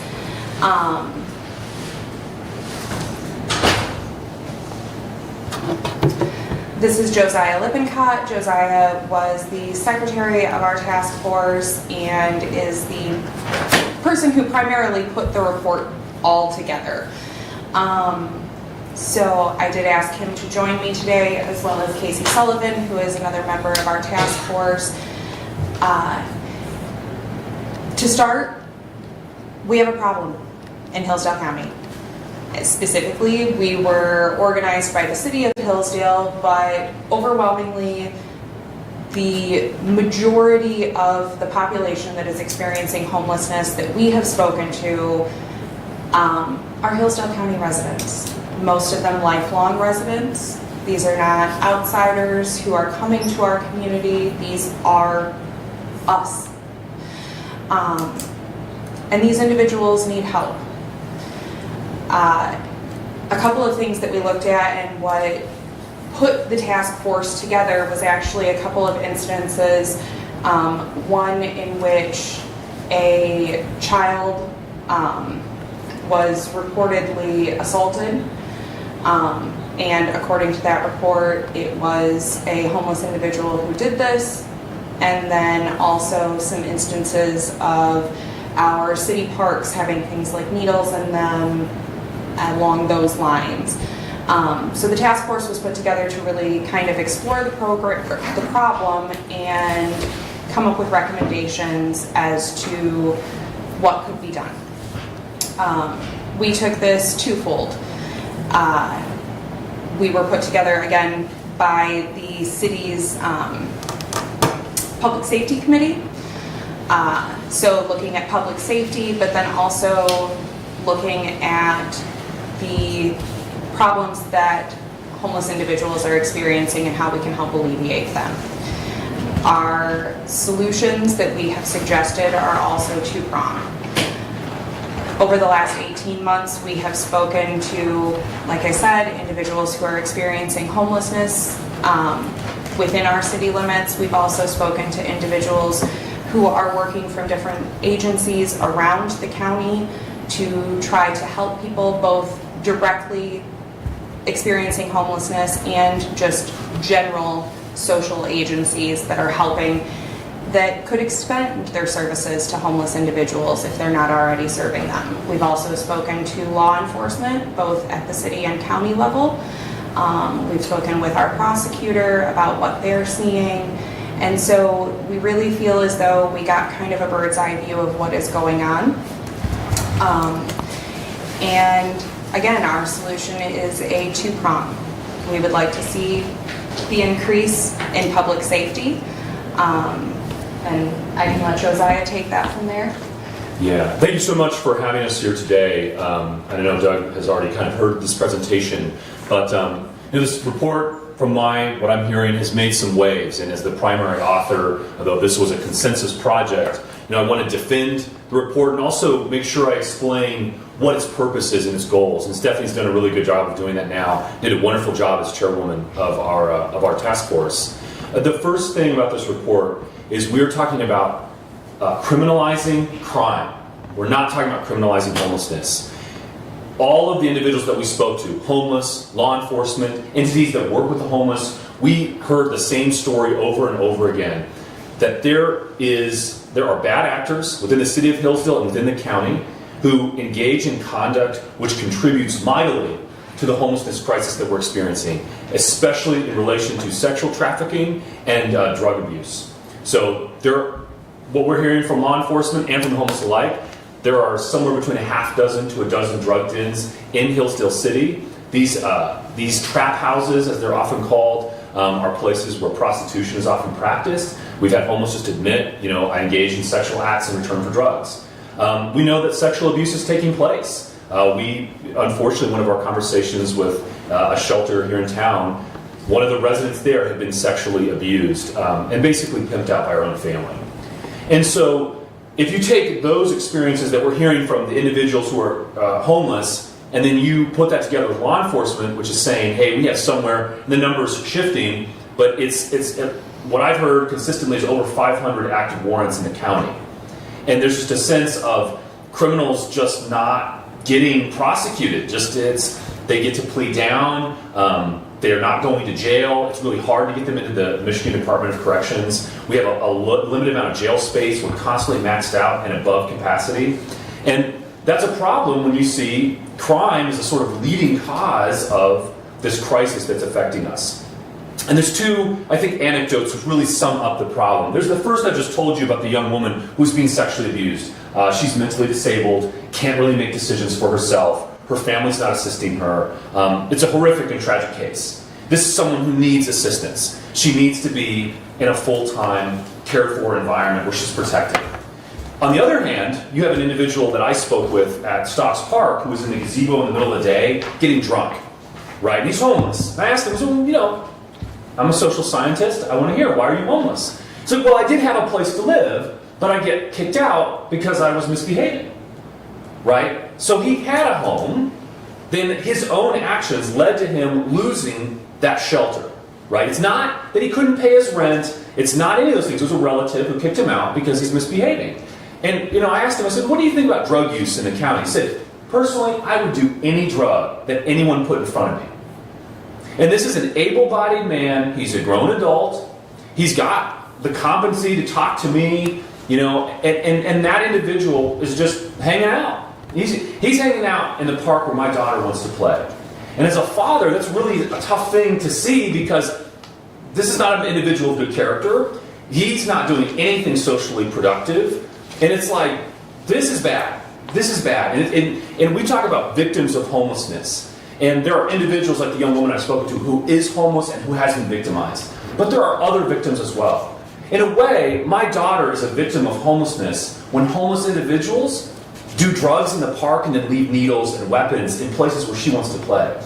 And it's not just homelessness as such. I think that's often a mistake. It's too broad of a category. We really need to talk about crime and criminal misbehavior. And we need to have serious punishments that can put these people away and put pain toward those who want to abuse children, the mentally disabled, and the homeless within our city and county. So one of the primary recommendations in this report is to expand jail space. And that's something that the county primarily has control over. And from my view, punishment for crime is one of the, if not the highest purpose of government. We have to protect life, liberty, and property. That's what government is here to do. And so when we have criminals not going punished, when we know we have drug dens, it's hard to hear excuses from individuals because there is money out there. There is money. And it's not always in the places where it needs to be in order to make a difference. But there's money floating around, and we want to direct that in a more concerted way to address this fundamental crisis which is affecting everybody in Hillsdale City and in the county at large. So that's one of the primary reasons we put that in that report. How do we get to the place where we can have I want to stop right space? there. Sure. There's money floating around. Sure. Where's this money floating around at? That's a great question, and I have a good answer. So Lifeway's budget per year is $120 million from their own financial reports. They receive a mental health millage from the county, which oscillates between about $500,000 and $1 million per year. So there's money in that way. Lifeway's budget's not $120 million. You better go back and review your audits, review their audits online. Their budget, the last I believe, was about 101. Yes. Okay. So they have a $100 million budget from their Medicaid capitation payments that they receive. Now, They also receive, now I'll stop you again because every bit of that money is allocated for services or for staff. Sure. It's not just for money that's sitting there idle. So that's a good point. And they get paid that money Absolutely. because they're providing service that's billable to Medicaid or Medicare. Right.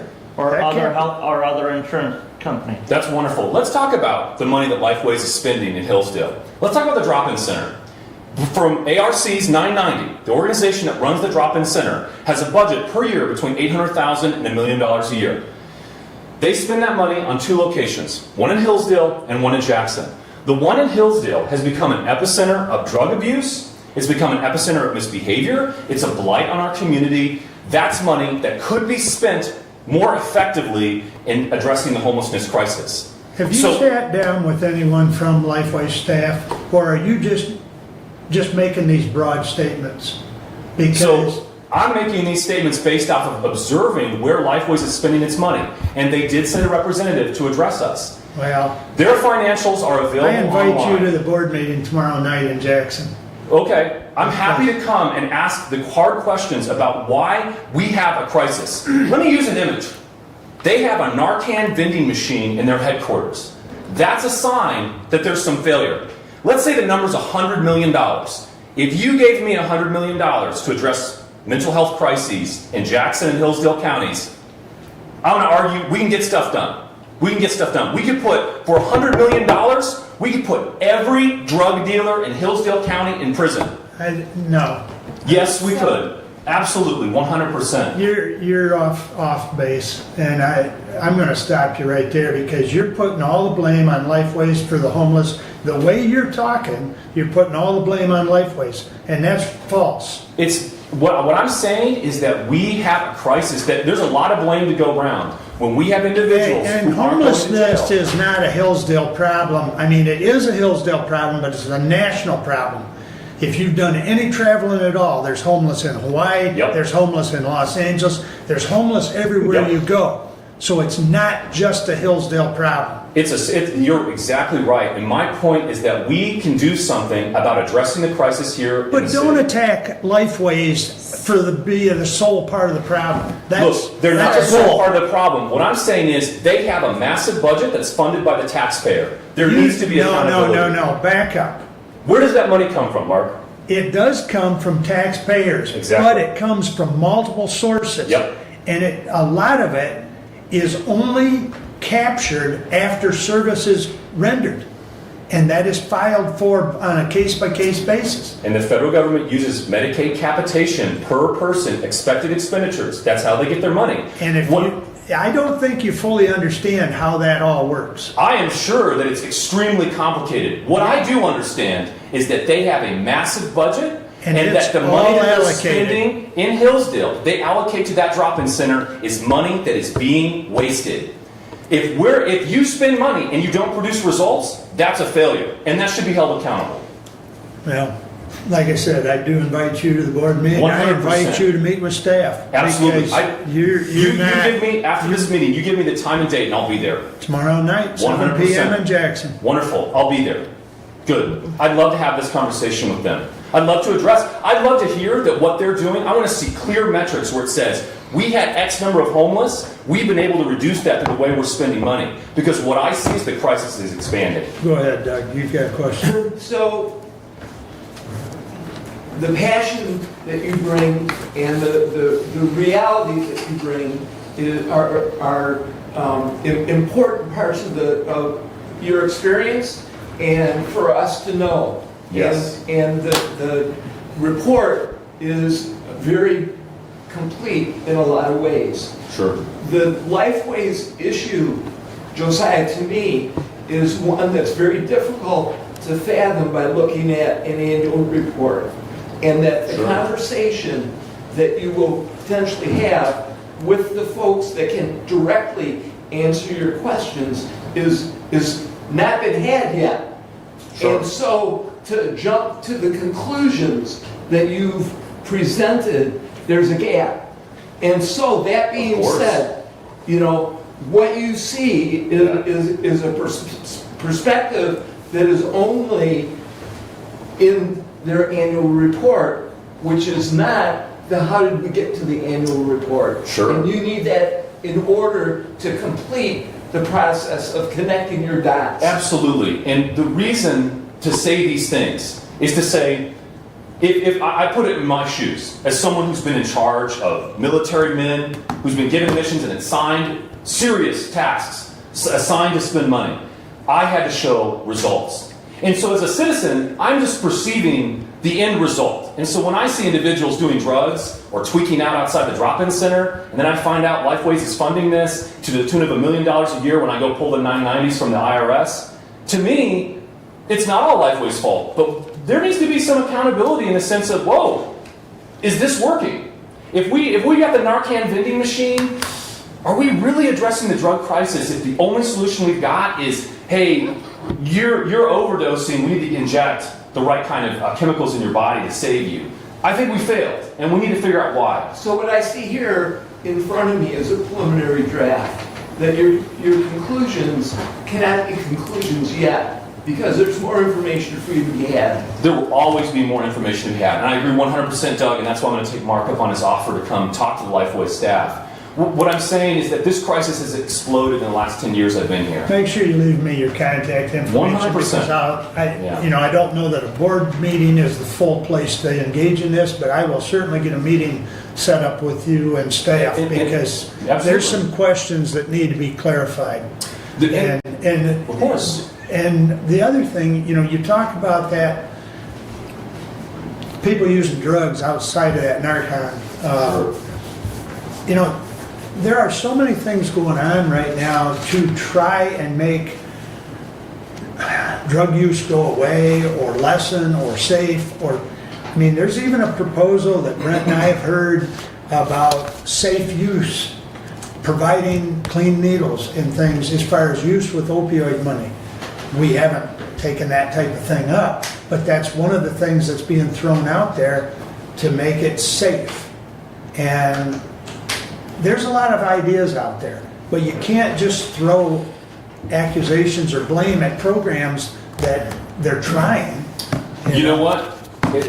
Trying is not enough. You need to succeed. It's easy for you to say that. It is easy for me to say that, but it's true. I had to succeed in my role. I expect the same thing of my public servants. I write that check every year in my property taxes and federal taxes. And from my perspective, where there's a will, there's a way. If it matters, there will be money. And when stuff matters, there's money. And we do spend money. And we can spend it differently. Money's fungible. And it's really interesting to see that you've got all the answers. I don't have all the answers, but what I can say is that when we have at mentally disabled people being raped in Hillsdale City. We need to do something to lessen that. When I'm seeing individuals do drugs at the park and that yields needles on the ground, that's a problem. Steve, go ahead. Let's back up just a little bit. Sure. How many people do you think in Hillsdale County are homeless? So, sorry to interrupt, John. That's fine. I just want to count. Sure. The number that we are looking at, both when we're looking at the combined number from the drop day that is done in the winter to try to count people, mixed with the numbers that we are hearing from both the Warming Center and Camp Hope, which is up behind the thrift store, we're looking at about 80 individuals. The concerning part of that number is not just the sheer size of it, because I don't think that Hillsdale residents are seeing 80 people, you know.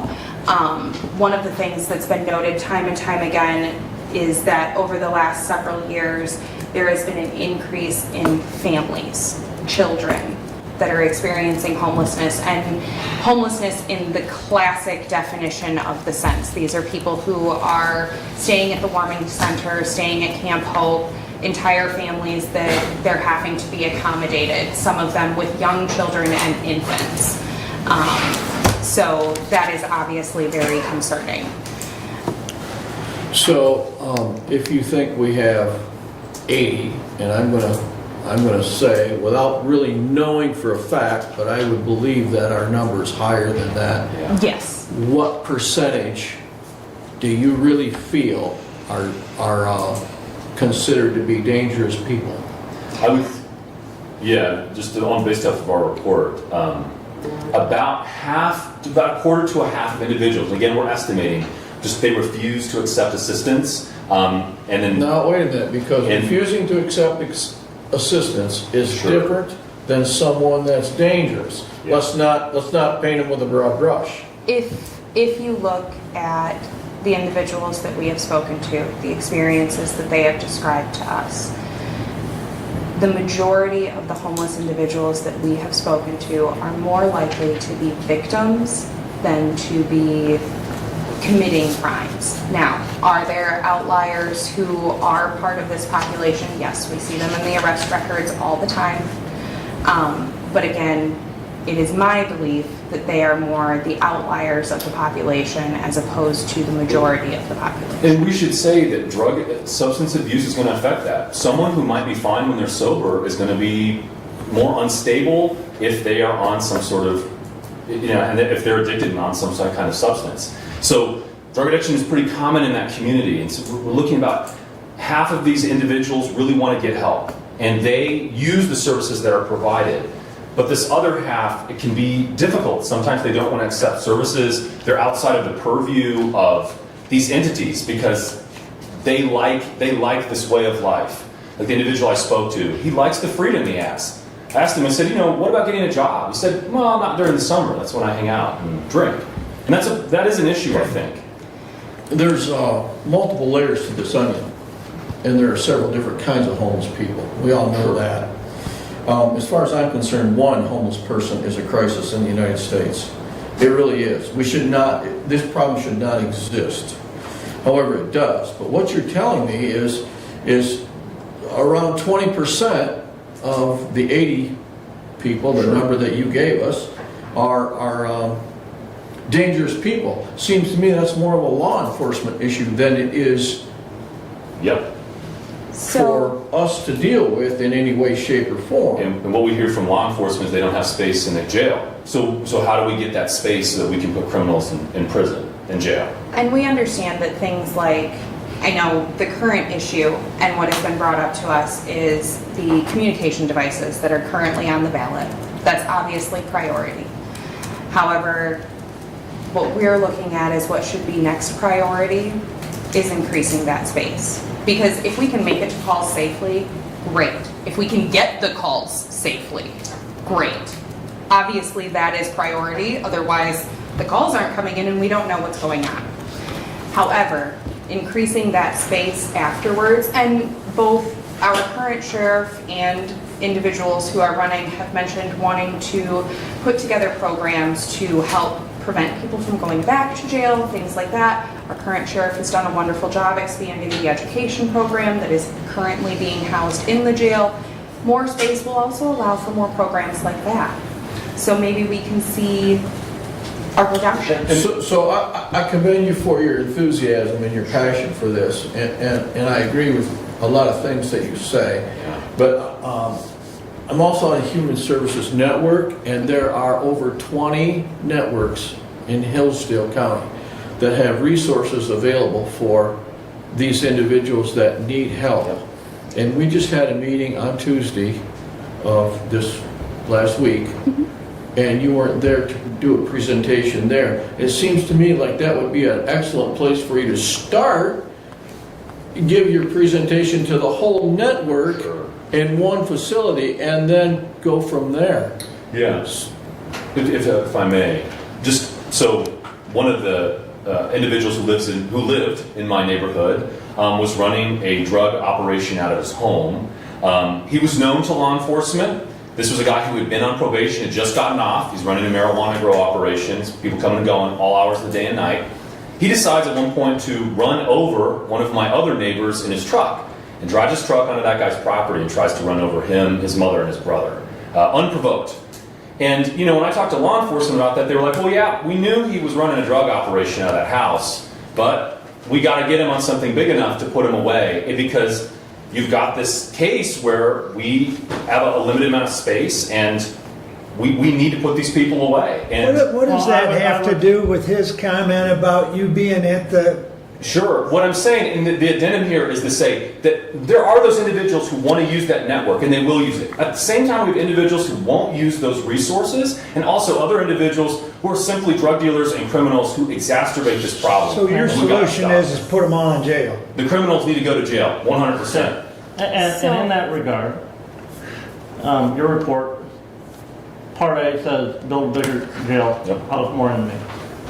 Our current county budget for our jail is just over $1.2 million.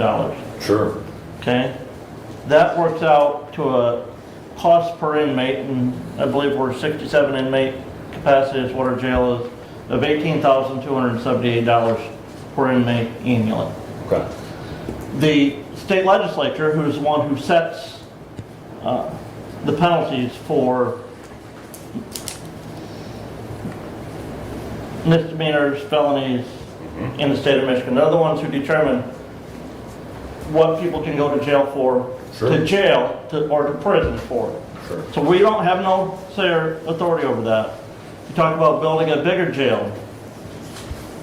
In 2020, Branch County voters approved a 20-year mill levy at 1.25 mills per year to build a 220-bed jail and sheriff's office. In 2020 numbers, that was $98,409 per bed space that they built. Over the 20 years that they're going to pay on that, they're up to $140,000 per bed space. I guess from your earlier comment, the money's just floating around, and we're going to have all kinds of money to pay for an increased jail. And their cost to operate that jail in their current budget is $3.2 million. Yeah. Where's all the money going to come from to pay for that when we have no authority to say you get to go to jail just because you're homeless? So again, we did not say that individuals should go to jail just because they're homeless. We're talking about the drug dealers who are committing crimes within Hillsdale City and County, and we're also talking about the homeless individuals who commit crimes. So we're talking about criminals at this point who need to be prosecuted for abusing homeless and non-homeless individuals alike. And so it's true, this is a budgetary problem. We need to find the money to punish crime. That is our first and primary purpose as a government. Because as long as there's drug dens operating in Hillsdale County and Hillsdale City and these people think they can get away with it, that's a problem, and it's going to exacerbate this crisis. It's true, that's a math problem that's going to be difficult to solve. There are some places we could start. The first is the mental health millage that's levied every year, approved by the voters. That money amounts to about $800,000 per year. That's basically ARC's budget, and they're spending that money to make the crisis worse. So right there off the bat, we can start asking questions to say, Could we reallocate this money? Do we have a campaign for voters? This seems to be, if we're saying we can't do law enforcement because it's too expensive, this is an important number for me to know. That's an important data point I want to know as a voter. And that's something I'm going to talk to my peers about. The county commission says we cannot punish criminals. We can't build a new jail space. It's too expensive. So then it's time to start combing through the budgets and finding how do we accomplish our primary purpose as a county and as citizens to make sure that mentally disabled young women are not being raped in Hillsdale City. Let's start there and find out what we need to do to make that happen so we can have less of that. Gentlemen, obviously, there is a lot of passion. Obviously, both from your seats and out here. We were asked to put together a report with recommendations. We are essentially then throwing those recommendations at your mercy. We do not have the money in our back pockets to do things. But we were asked to look at the problem and come up with potential solutions and present them to the city council. We can see where it would help. It doesn't necessarily mean that we have a magic crystal ball to be able to see where the money is going to come from. And honestly, when it comes to governmental spending, you gentlemen know that a lot better than I do, frankly. And I am not trying to butter up. It just is what it is. Back to the report, the other thing that we are suggesting is the completion and creation of a full-time shelter. What we would like to see, obviously we have organizations within the city who are doing a lot of groundwork and who are trying their best, but oftentimes have their hands tied. There are agencies that cannot work with an individual if an individual does not have things like a driver's license, does not have things like a social security card. There are other agencies that can help them get that, but those agencies are oftentimes out of county. There are agencies that are working with individuals to help them gain employment, but can't get employment for them if they don't have an address. So oftentimes these agencies are doing the best they can with the resources that they have available. However, their hands are tied. One of the things that we would like to see happen is the creation of a full-time shelter that is a treatment-first model that allows the agencies to come together in the shelter environment to work with people where they are at and work together to make the best service model available for these individuals. Again, funding is going to be at the top of your minds. And I don't have a magic solution for funding other than getting creative. This is not just a Hillsdale County problem. This is an everywhere problem, frankly. But Hillsdale County is small enough and is tight-knit enough that I think that when we put our brains together and look outside the box, we can find a solution to this issue. You know, we have a lot of individuals who already work together, who already see each other on the regular, whether it's in their personal lives or in their professional lives. We already have the connections there. If we can bring them all together in a place like a full-time shelter, which is providing the housing first model, getting people a roof over their heads, getting them a meal, and then bringing together the different agencies to actually help them, and providing the space to do that and the support to do that, which is our primary ask of the City Council, is to support the idea, then maybe we can really solve the problem. And you know, the shelter we're recommending comes with, you know, certain provisos to make sure that this doesn't become a place where we have ongoing criminal activity within the shelter. For instance, a very tragic story when the Hope House was here in Hillsdale and a young man died from an overdose within that facility.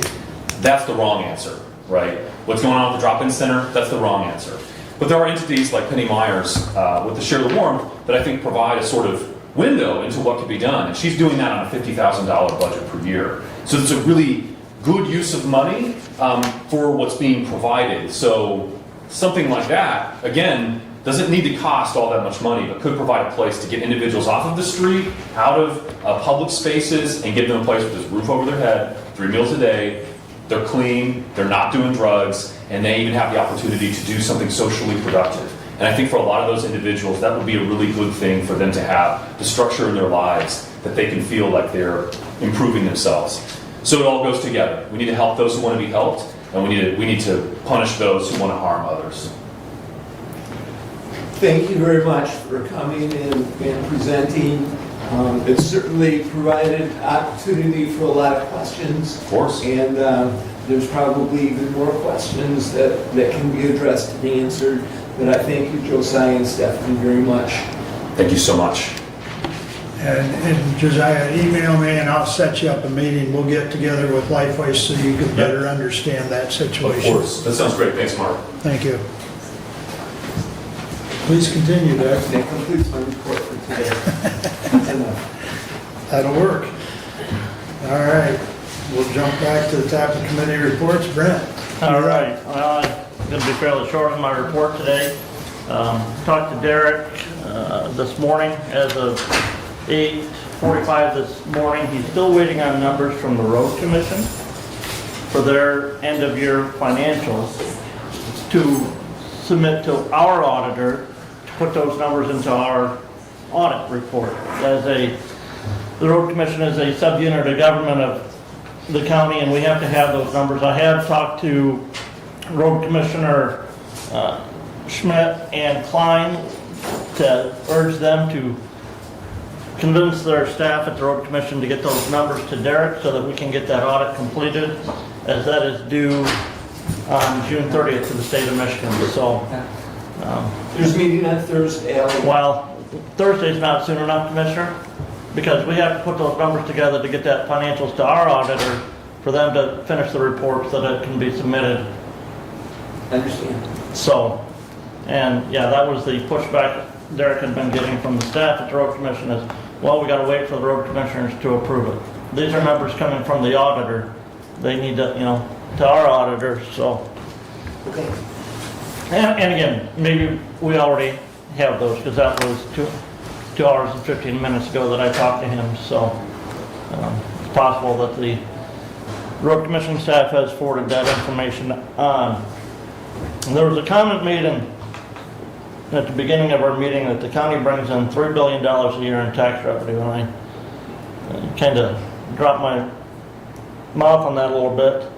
The county's general fund tax revenue is $8.9 million. Long way off of the $3 billion that was stated in public comment. So just want to make sure we point that out, that those numbers were not completely accurate. There were some communications in the board packet regarding some of the documentation that I had received back prior to our vote on the 800 megahertz radios. Some of that is a breakdown, and we had some constituents reach out, and I wanted to make sure that we had that information available. Shows the cost on those towers. The county currently owns 2 sites where the current VHF towers are located, and we own the towers on those sites. The other sites are either leased property, and the bid is going to be to take those towers down as well. Commissioner? 2 of the towers, the Camden Tower and the Ossier Tower, which we own the property and we own the tower. So we're leaving the towers on the property we don't own? So the Somerset Tower, I believe that there is other communications devices on that tower. And the Litchfield Tower is actually on Litchfield City property. And I believe the plan there with that is that tower will be ceded back to Litchfield, where they will be able then to at least make. Okay. Same thing with the Woodbridge Tower, which is actually our newest tower. That tower will most likely be conveyed, because it sits on Woodbridge Township property. We pay an annual lease payment to them for that space on it, and I believe that the plan is to convey that tower to Woodbridge Township. Yeah, and there was also a comment about radios in the schools. The list of schools that I have that are included in that are only the public schools in the county. The private schools are not included in that radio list. Now that public schools does include the 2 charter schools here near the city of Hillsdale. That would be Will Carlton Academy and Hillsdale Preparatory School, because those are by definition public schools in the county. The other, and I'll address it now regarding the people who enrolled their ground in PA 116 do not see a reduction in their property taxes. They pay the same property taxes that they would pay if that ground is enrolled in Public Act 116. The local unit of government, whether it be the county, the township, the city, village, still receives that property tax revenue. If the individual then qualifies year by year based on income, they then receive a credit against their Michigan income tax against that property tax that they paid to the local unit of government, and that's based on income qualifications year from year with the state of Michigan. And that's nothing that anybody can guess from one year to the next whether they'll qualify for that property, that credit on their income tax return. But when an individual enters into a PA 116 arrangement with the Department of Agriculture, they are allowing the Department of Agriculture to put an easement on their property for however long that individual opts to sign up for, up to the maximum of 99 years. That easement restricts that individual from selling or conveying or putting that property to a use other than its intended agricultural preservation, without some penalties of paying back any of those income tax credits that they got in the past. So it was a tool developed by the state of Michigan to help preserve open space and agricultural land. You've pretty well summarized it. I think the title of the act speaks to exactly what it does. It is to preserve farmland and open spaces. Yep. And there is something given for something gained, definitely. But again, to the point, no local unit of government receives a reduction in property taxes because property is enrolled in PA 116. Right. Okay. We have, our opioid committee meeting was after our last board of commissioner meeting. We have another one coming up after our next board of commissioner meeting. Right. Still looking for presentations from individuals for qualified use underneath the opioid agreement and the class action settlement cases for those funds. We continue to receive those funds, and I believe we had just gotten another, I think $280,000 revenue in on the opioid fund. Yeah, because, so some entities, just so the board knows, you know, this payment structure is set out roughly over 17 years, right? Yeah, More or total less. 18, depending on which one, Right. but some of them are only a one-time payment, some of them are. But one of the payments we just recently got was from one of the pharmacy distributors like Walgreens or whatever, and they had actually paid ahead. So they like sent a check out for 5 years. So they're paid ahead. And so that kind of changes. And to that point, we had Amy Dulicky on WebEx, Yeah. Zoom, whatever, with us.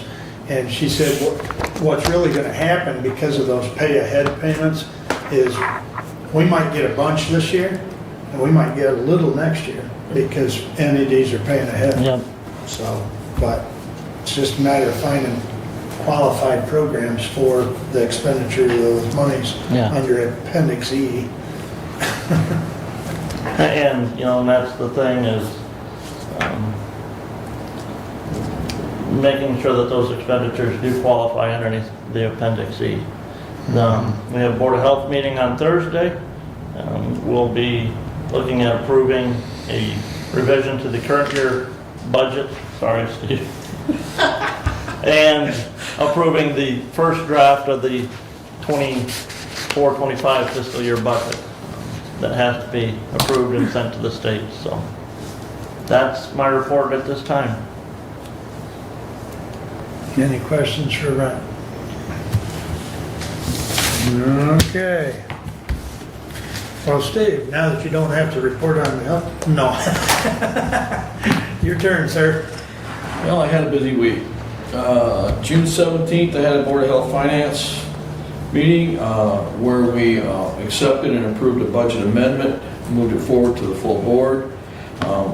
That was for the area on aging. That was the first one we did. The second one was a Branch County, St. Joe, Hillsdale 2024 budget amendment was accepted and forwarded to the full board. And then the original budget for 2025 was passed and moved forward to the full board for review. On June 18th, I had a Human Services Network meeting, as I referred to earlier. We had 17 representatives present at that meeting, and that was a very, very interesting meeting.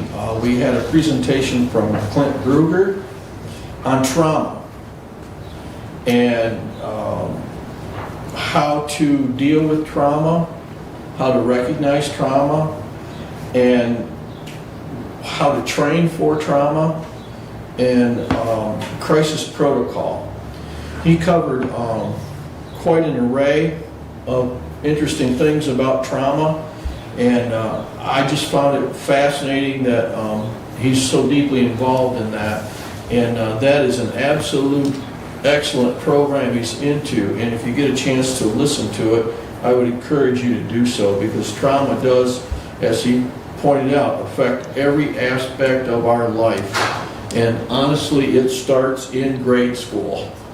So it works all the way up through, and it was a very, very eye-opening presentation that Clint did, and I really have to commend him on that presentation. So then on June 19th, I had an LDFA meeting. We passed budget recommendations. We had an update for Economic Development Partnership, as Sue presented today. And there was a lot of discussion on various things in that meeting.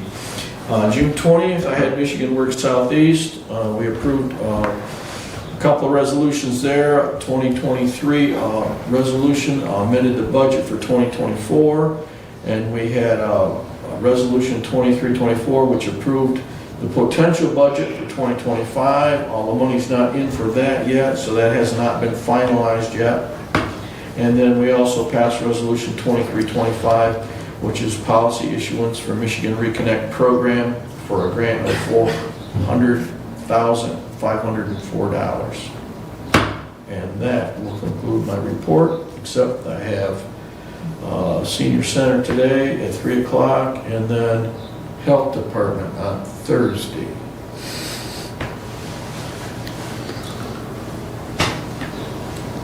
Very good. Go ahead. On that, I forgot one thing. Well, you can't add it now. I will forward an email to you that I received last week, Thursday, from Mr. Dane regarding the invoice that the county received from Michigan Townships Association. Review that. A year ago, they had drastically increased their fees for that membership cost. They did, this year they did include an option for an associate membership, which is a substantially discounted rate. Review it, talk it over with your department heads, and we'll have some action item on that at our next Board of Commissioners meeting.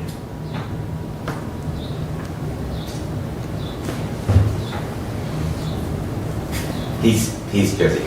Commissioner Ladies, I was looking for that email, but I just wanted to recognize and compliment you for your engagement with Human Services Network.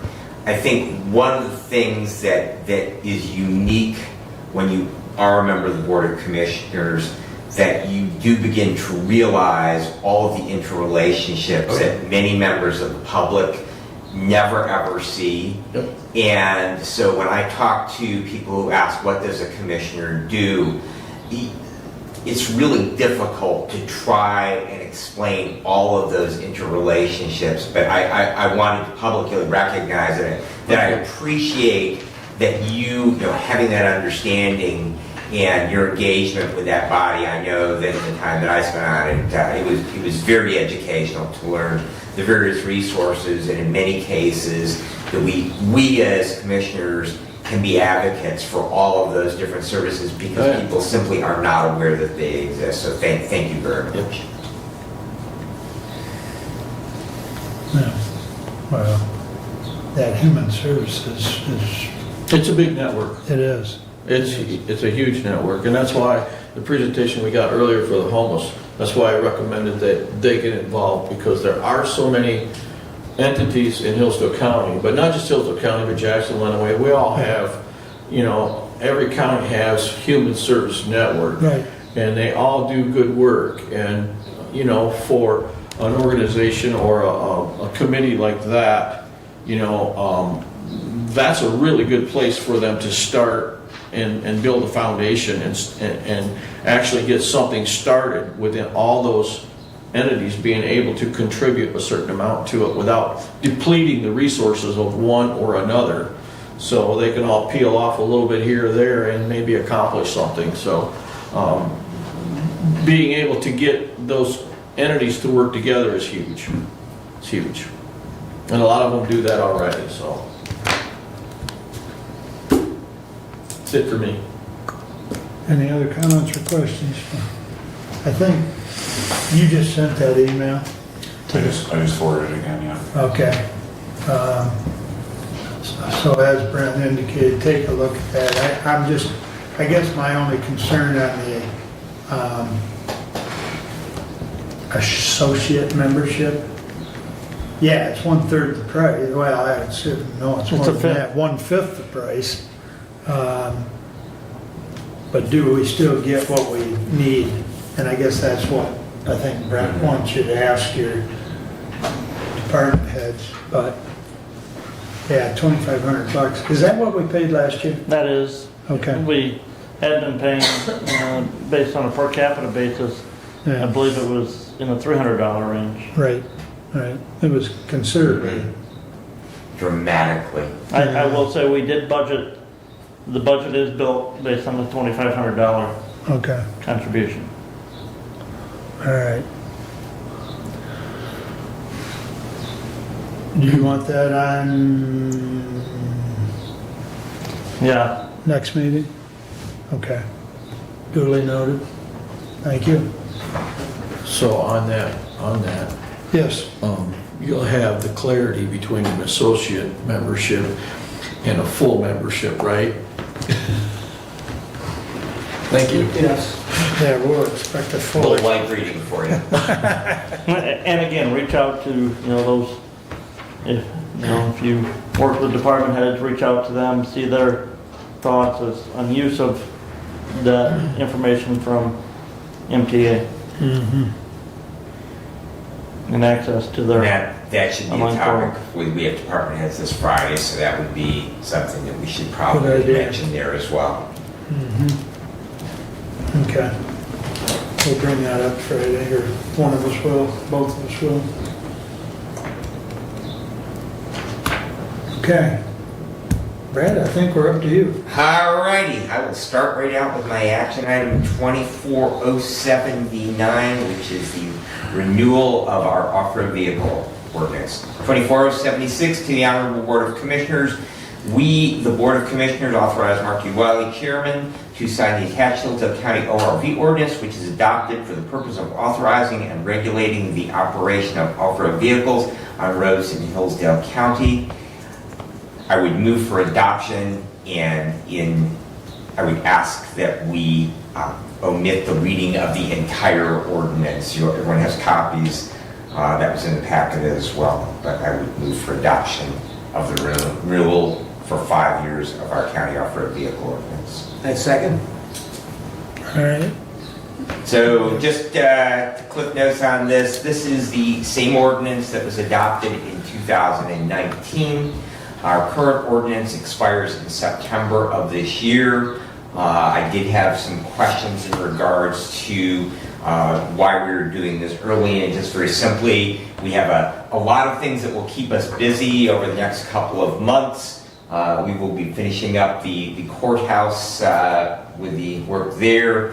We will continue our discussions as we move forward with what will happen with the district court.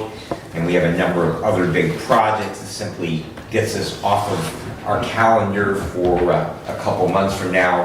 It really will not make any significant change in regards to a couple of months. So the new ordinance will then expire 5 years from today. And so consequently, we'll simply shorten the period that it's currently authorized by a couple of months. So I don't see any issues with that. I know that Commissioner Wiley did reach out to the DNR officer. I will let him report on that.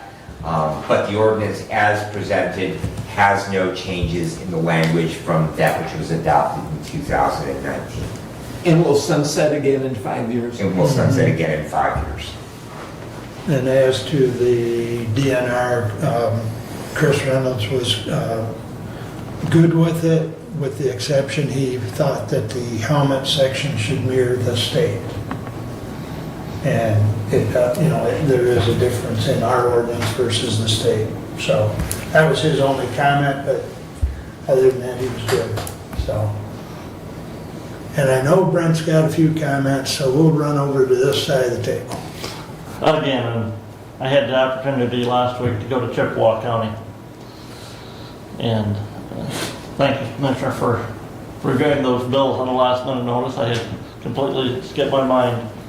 And while up there, I had a chance to visit their courthouse, review some of it, and got online and reviewed their ordinance. And again, as I said, our ordinance differs drastically from the requirements that are allowable in the state statute. Number one, the age.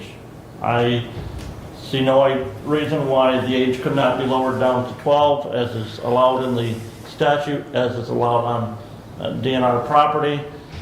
That age of 12 still requires the presence of an adult supervision, especially with these side-by-side units today. Great opportunity to teach kids to drive before they get out on the road in another vehicle. It's a great opportunity for a learning experience. That age under 16 does require an ORV certificate. Commissioner Benzing has indicated he's concerned about allowing individuals to operate without a driver's license. But yet, in the time frame that we've had this ordinance, there's not been one citation issued underneath the ordinance to anybody operating without a driver's license or operating without a helmet. We know that because there's never been any revenue come in, because the ordinance sets aside that we're supposed to take that revenue and use it for specific reasons. The other issue I have is the sunset. To me, good governance is passing a law, passing a good law, passing a good ordinance, reviewing it when you need to, but not mandating that it be reviewed every 5 years. To me, that's taking up time and resources of the county that can be put to some other use. And so, because of those issues, I cannot support it. Okay, any other comments? I would concur with most of what Commissioner Leininger said. Not all, but most. Okay. Anything else before we go to a vote? I think your concerns are duly noted. We will roll call vote, please. Commissioner Ingles, Yes. Commissioner Lanius, No. Commissioner Wiley, Yes. Commissioner Benzing, Yes. Commissioner Leininger. No. Passes 3-2. I will, you made mention, Brent, about, and I should have said this first, but I'll say it now, no ticket or citations for, so in talking to DNR, a lot of times they'll educate people on the ordinance rather than issuing a citation. Well, even our sheriff's department, has authority to issue citations Right. underneath this, and that hasn't happened. And again, I believe that, I would concur with Commissioner Wiley that, education takes place, much as that there have been many more opportunities for me to have been assessed a speeding tax when I have received an education component to that interaction with law enforcement. So, however, I will freely admit to you that I do consider a speeding tax for the privilege of exceeding the posted speed limit in certain areas. Understood. All right. So the overview ordinance resolution and adoption passes. Thanks. And you may continue. All righty. My report is relatively brief today. No follow-up yet from Lenawee County in regard to the medical examiner's agreement. I did attend the 911 board meeting. They had a pretty brief meeting with not a tremendous amount of business. The update on the CAD system right now, there's a lot of behind-the-scenes work going on with that. We will be back in earnest in September with a push that hopefully we'll still be able to launch that in the first quarter of 2025. The local emergency planning committee met on June the 21st. Just of note that the state of Michigan has notified emergency management that we will be getting about a 50% cut in funding for emergency management reimbursement from the state. So as we move forward with the budgeting process, that is something that we will need to take a close look at.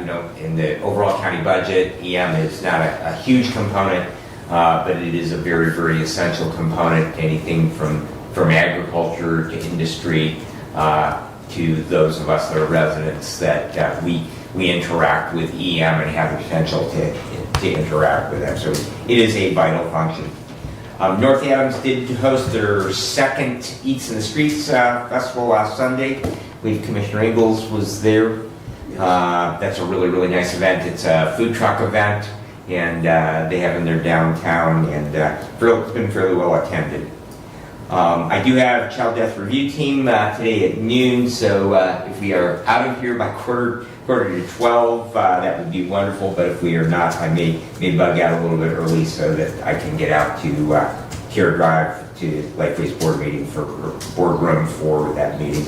And the ambulance providers have their next meeting on July the 9th. That will be at 4 p.m. rather than the normal 5 p.m., and that will be a central dispatch. And that's a report plus or questions. You said a 50% reduction in that emergency management funding? That is what Director Whitaker has shared with me, yes.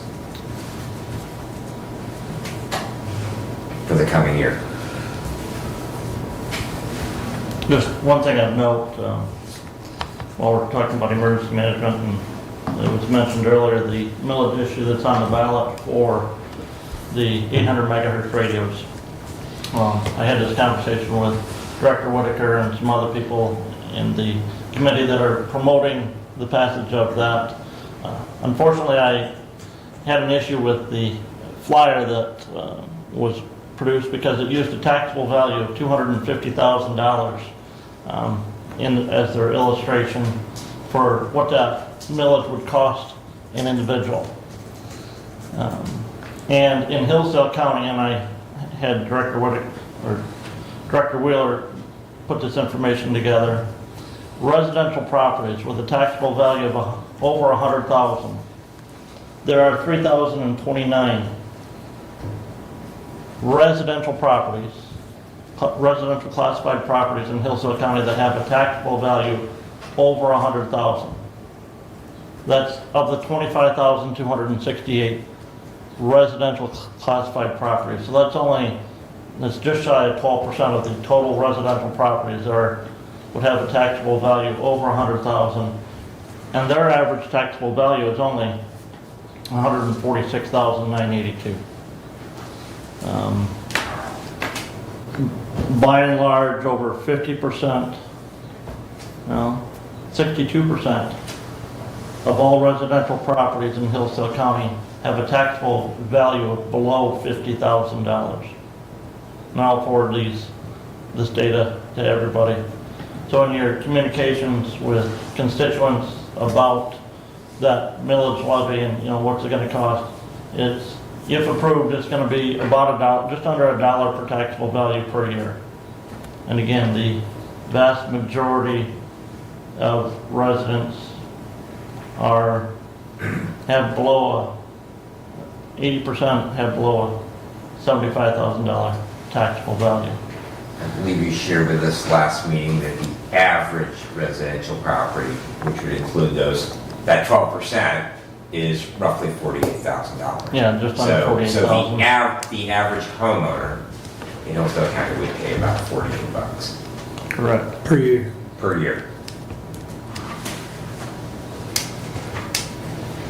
And that's capped at a 10-year That's a issue. 10-year, right. Yeah. So over the life of that, it'd be $480. Right. On the I average. mean, on the average. Okay. Any other questions or comments for Brad? I think that gets it to me. Brent's already talked about the opioid meeting. The Lifeways Board meeting, as I mentioned, is tomorrow night in Jackson, 7 p.m. Doug, do you have Josiah's contact information? I can get it real quick. Okay. I mean, I asked him to email me, but I want to follow up with him. He needs to sit down with Lifeways and get a better feel for what he's, he fully doesn't understand that budget, nor so. But anyways, and Shannon's willing to help set that up as well, so. Because the board meeting tomorrow night, we'd only allow him to talk at public comment, so that's not the place to get into the nitty gritty. So I'll make sure I follow up with that. Had a meeting last week, I think it was, with Marnie Daggett. And basically Jason and I and Derek were on. You were up north. But the latest numbers based on, we can talk about the difference in Gatsby and the funded ratio by MERS, but there's about a 6% gap in that number, but we're still above the 60% that the state had talked about. So the funded ratio based on the MERS assumptions and everything, we're at about 71%. When is Marnie coming? Is that the first meeting in July or the second meeting in July? Set up for July 9th. Yeah. So. Yeah, and I haven't seen that report yet, so. Or wait, no, that was the auditors, I'm sorry. The auditors are on July 9th. I'd have to double Like the check. second meeting in July. Yeah. Okay. So it is the second meeting? I don't remember. I have to look all the time. We keep scheduling different. Go ahead. I do have Josiah's information here. I'll get it to you. Yeah, if you can text it to me or email or whatever, I'd appreciate it.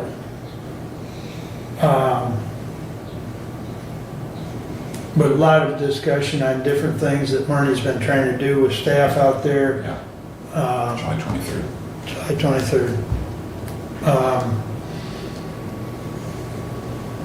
And one of the things we came up with, and Jason and I were going to talk to the sheriff about doing a monthly email to, and I'm talking about the sheriff's staff as far as the deputies in jail, because those are the only ones in the MERS program. But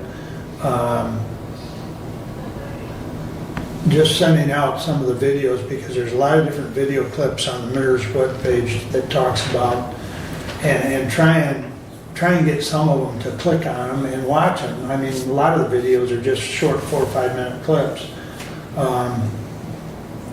Because one of the things very few people are engaged in their own retirement. And not so much, like Jason said, not so much the older part of the staff, but the younger part of the staff, and just trying to get them more engaged in their 401 or 457. So, because some of the MERS staff comes and they've already been here once this year, and they've been trying to come at least once or twice and sit down with, the deputies, and it's poorly attended. So that's why we were kind of thinking shooting out email information and seeing what kind of result that leads to. But outside of that, she can, like we said, she'll be here that second meeting in July, and you can quiz her some more, and we'll get the full report from her in the packet at that time. And that's about all I have for you. There's nothing new. I mean, I attended both the facilities and finance meeting last week for Lifeways. There's nothing new that I'm able to report now, at this point in time as far as their new location. They have found a parcel, but they're still going through the phase one and, the process of getting everything done. There is a, what do they call it? It's not a full purchase agreement, but we've got first rights of refusal or some such matter until the phase one's done. And so, yeah, thank you. So as I get more solid information on that, I'll report on that location and that sort of thing. So, I just happened to think another thing on, as far as talking locations, the tower locations. I had somebody at one of the meetings in my district ask, they want to know the specific location, and sooner or later the location will be, and I think it is general location. Well, we know for sure that the plan is to use this site one. If you look at the one proposal in the packet, site one is proposed to be the state of Michigan tower. Correct. And people can go on our GIS site and they can find that tower because it's clearly located. As we know, last year we accepted transfer of real estate from the city of Litchfield to the county. That's intended for one of the other sites. Right. The other two sites are not finalized yet. Right. I believe. Well, we have the tower central dispatch, so that is one of the towers as well. Right. So that is graved in stone. The state tower is graved in stone, and the Litchfield property is graved in stone. The other two sites. We have a general location. They have a general idea as to where they want them located.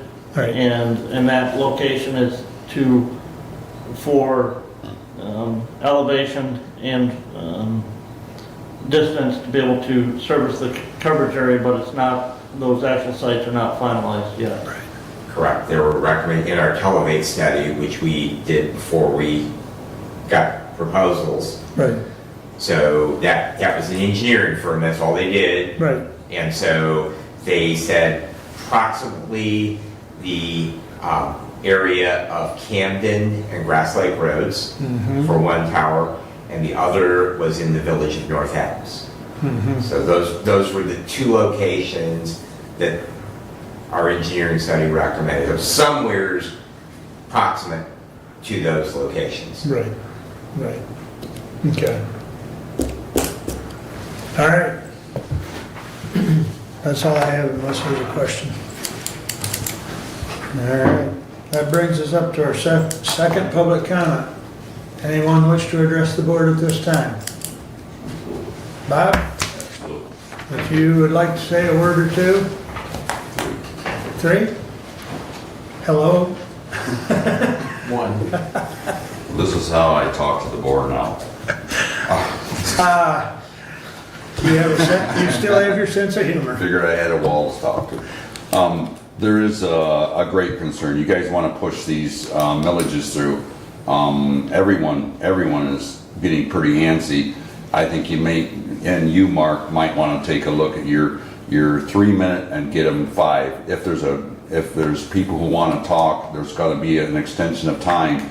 There's way too much. You guys, in order today, you spent a lot of time on different subjects, as well as what their intentions are, is to be good about what you have. And I think we need to have a look at that 5-minute thing that you guys made a rule that we can only talk for 3 minutes. The Biden shrinkonomics really doesn't work. It's a big kind of concern, if you will. I don't see anything other. I just entertained the VA out at my place, and I entertained bringing in what we call the SSVF, and the lady that was brought in to be looked at, another older gentleman as well. She had been pulled out and put in, pulled out and put in, pulled out and put in. Going on to the third time, it was devastating for her that she only gets a certain amount of funding that they can give. And the granting that is given from the Community Action Agency through the VA and through the system doesn't give enough time for someone to get on their feet. And so there's a little issue there, but there was also an issue about right now, as you guys had this gentleman that was here today, he had a good, strong voice, and yeah, I agree there's going to be some need for him. I simply believe that he could be a strong voice, but he needs a little bit more ingredients, if you will. But what I've had a little difficult time is seeing that the granting doesn't fund, and every time they want to get this in. This gal was living in your Hillsdale Park, and as well as the Hillsdale Cemetery, and they came out and said she'd be perfect for it. I agree. When she came out there, I said, this sounds really good. Never got to see the dog. Now she's got the 2 dogs, but the 2 dogs is what she was intentionally, but not one of them is a service dog, but she is under a VA. So I want to understand is, if we're going to entertain that you in this county are saying that we have to have, if they want to rent, I have an emotional dog, you get a service dog that's clarified, because I wanted to introduce myself to her. I got to see her. Those dogs were totally untrained. They jumped all over me. They jumped all over. She had no control of getting them out of the car. They are not a service dog for the training that's needed for emotions. They were not. Anyone in around here could go out and buy a dog and call it an emotional dog, because they are emotional for us. They are enjoyable to have. So I don't see what we're going to be doing about our grant system and trying to try to have something better. My place, my bigger building, we entertain it would be a workplace for veterans only. 3,000 square foot is a very decent and adequate, so I entertained having vets out at my place to, from the renting would simply be that they would be altered by them having a workshop. So entertaining this involved quite a bit of maneuvering. Rhode Island, New York, Wisconsin, Colorado. I went down here to Williams County and trying to get out skirts to Grand Rapids. The need is great. Yes, we got a couple of vets still living out there in a tent. Some of them don't want to come back into the society or getting involved. But every once in a while, as what we just found out, a woman's voice being addressed instead of a man's voice was easier or more acceptable by someone who doesn't want to get back in. And that became something that they didn't, or want to say they want to try to cure. That would be a great idea to bring them in. But as far as what's going on with the DHHS and the Community Action Agency, they had the program. It's a great way to go about, but to waste away for 4 or 5 months and then you got to be kicked out in the middle of winter at the end of December. There's not a program out there for this. I mean, to keep them going, to getting a job. I thought my adaptation of having a workshop for the veterans was keeping them off the street. And it seems as though, that kind of got punched in the face again with a couple of things that they had that I didn't even see how things were going to work out. But I'm glad maybe now that, you, Mr. Lanius, have an opportunity, since you were talking about the aging process of the people in the, committee. Maybe you get to find out now how it feels, that how people are taken advantage of, and just as much as I do about my being taken advantage of when I was in the hospital. And this is a reckoning I'm going to be taking on myself during the future. But I hope all of you, I really enjoyed, listening to you guys debate. I enjoyed the conversations. Now, I'm not going to say anything about you, Doug. Not today. Yes. You want me to get up? You got about 30 seconds. So, Well, you run through your 5 minutes too quick, man. well, I thought about that. Wow, but that's the way people are feeling. They come here, they're talking to a wall, and I felt, there's a lot more to address, and I hope, Mark, that you'll get rid of the 3 minute. And again, I know you say, yeah. I gave you 5. Oh, you did give me already 5? I apologize. I'll skedaddle. Thank you. Thank you, Bob.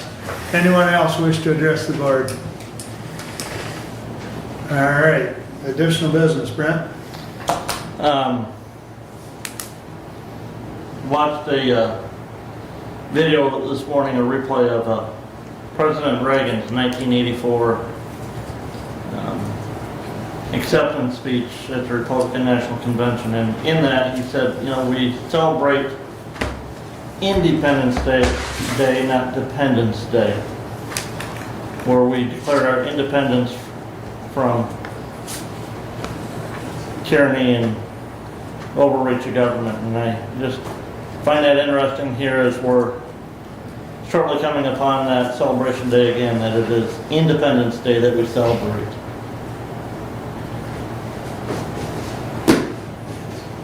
Steve, additional business? Just recommend that you be the person that those around you were glad to see today and happy to see your company. And I'm going to continue to pray for our county and all the individuals that work in it. Okay, thank you. Doug? For those interested in the 4th of July parade to be held on July 3rd, register at Hillsdale City Hall if you'd like to participate. Okay. Brad? Couple of things. Had the opportunity to attend the smoke show over the weekend. Renee and the Veterans Coalition did an outstanding job up in the Range Building with having a number of different providers there. They really did a really nice job. I did want to recognize all of the veterans community that worked towards putting that together. So that was a nice gathering of resources. So I did hear from Casey Sullivan, who was here today from the Homeless Task Force. He did invite all of my fellow commissioners to reach out to him. He would be delighted to speak to you directly. He was on the task force from beginning to end, and he would be delighted to speak with you. He's a volunteer at the Warming Center and has worked with that population for a number of years. Dr. Jordan, sorry you missed the very spirited debate today on the report from the Homeless Task Force.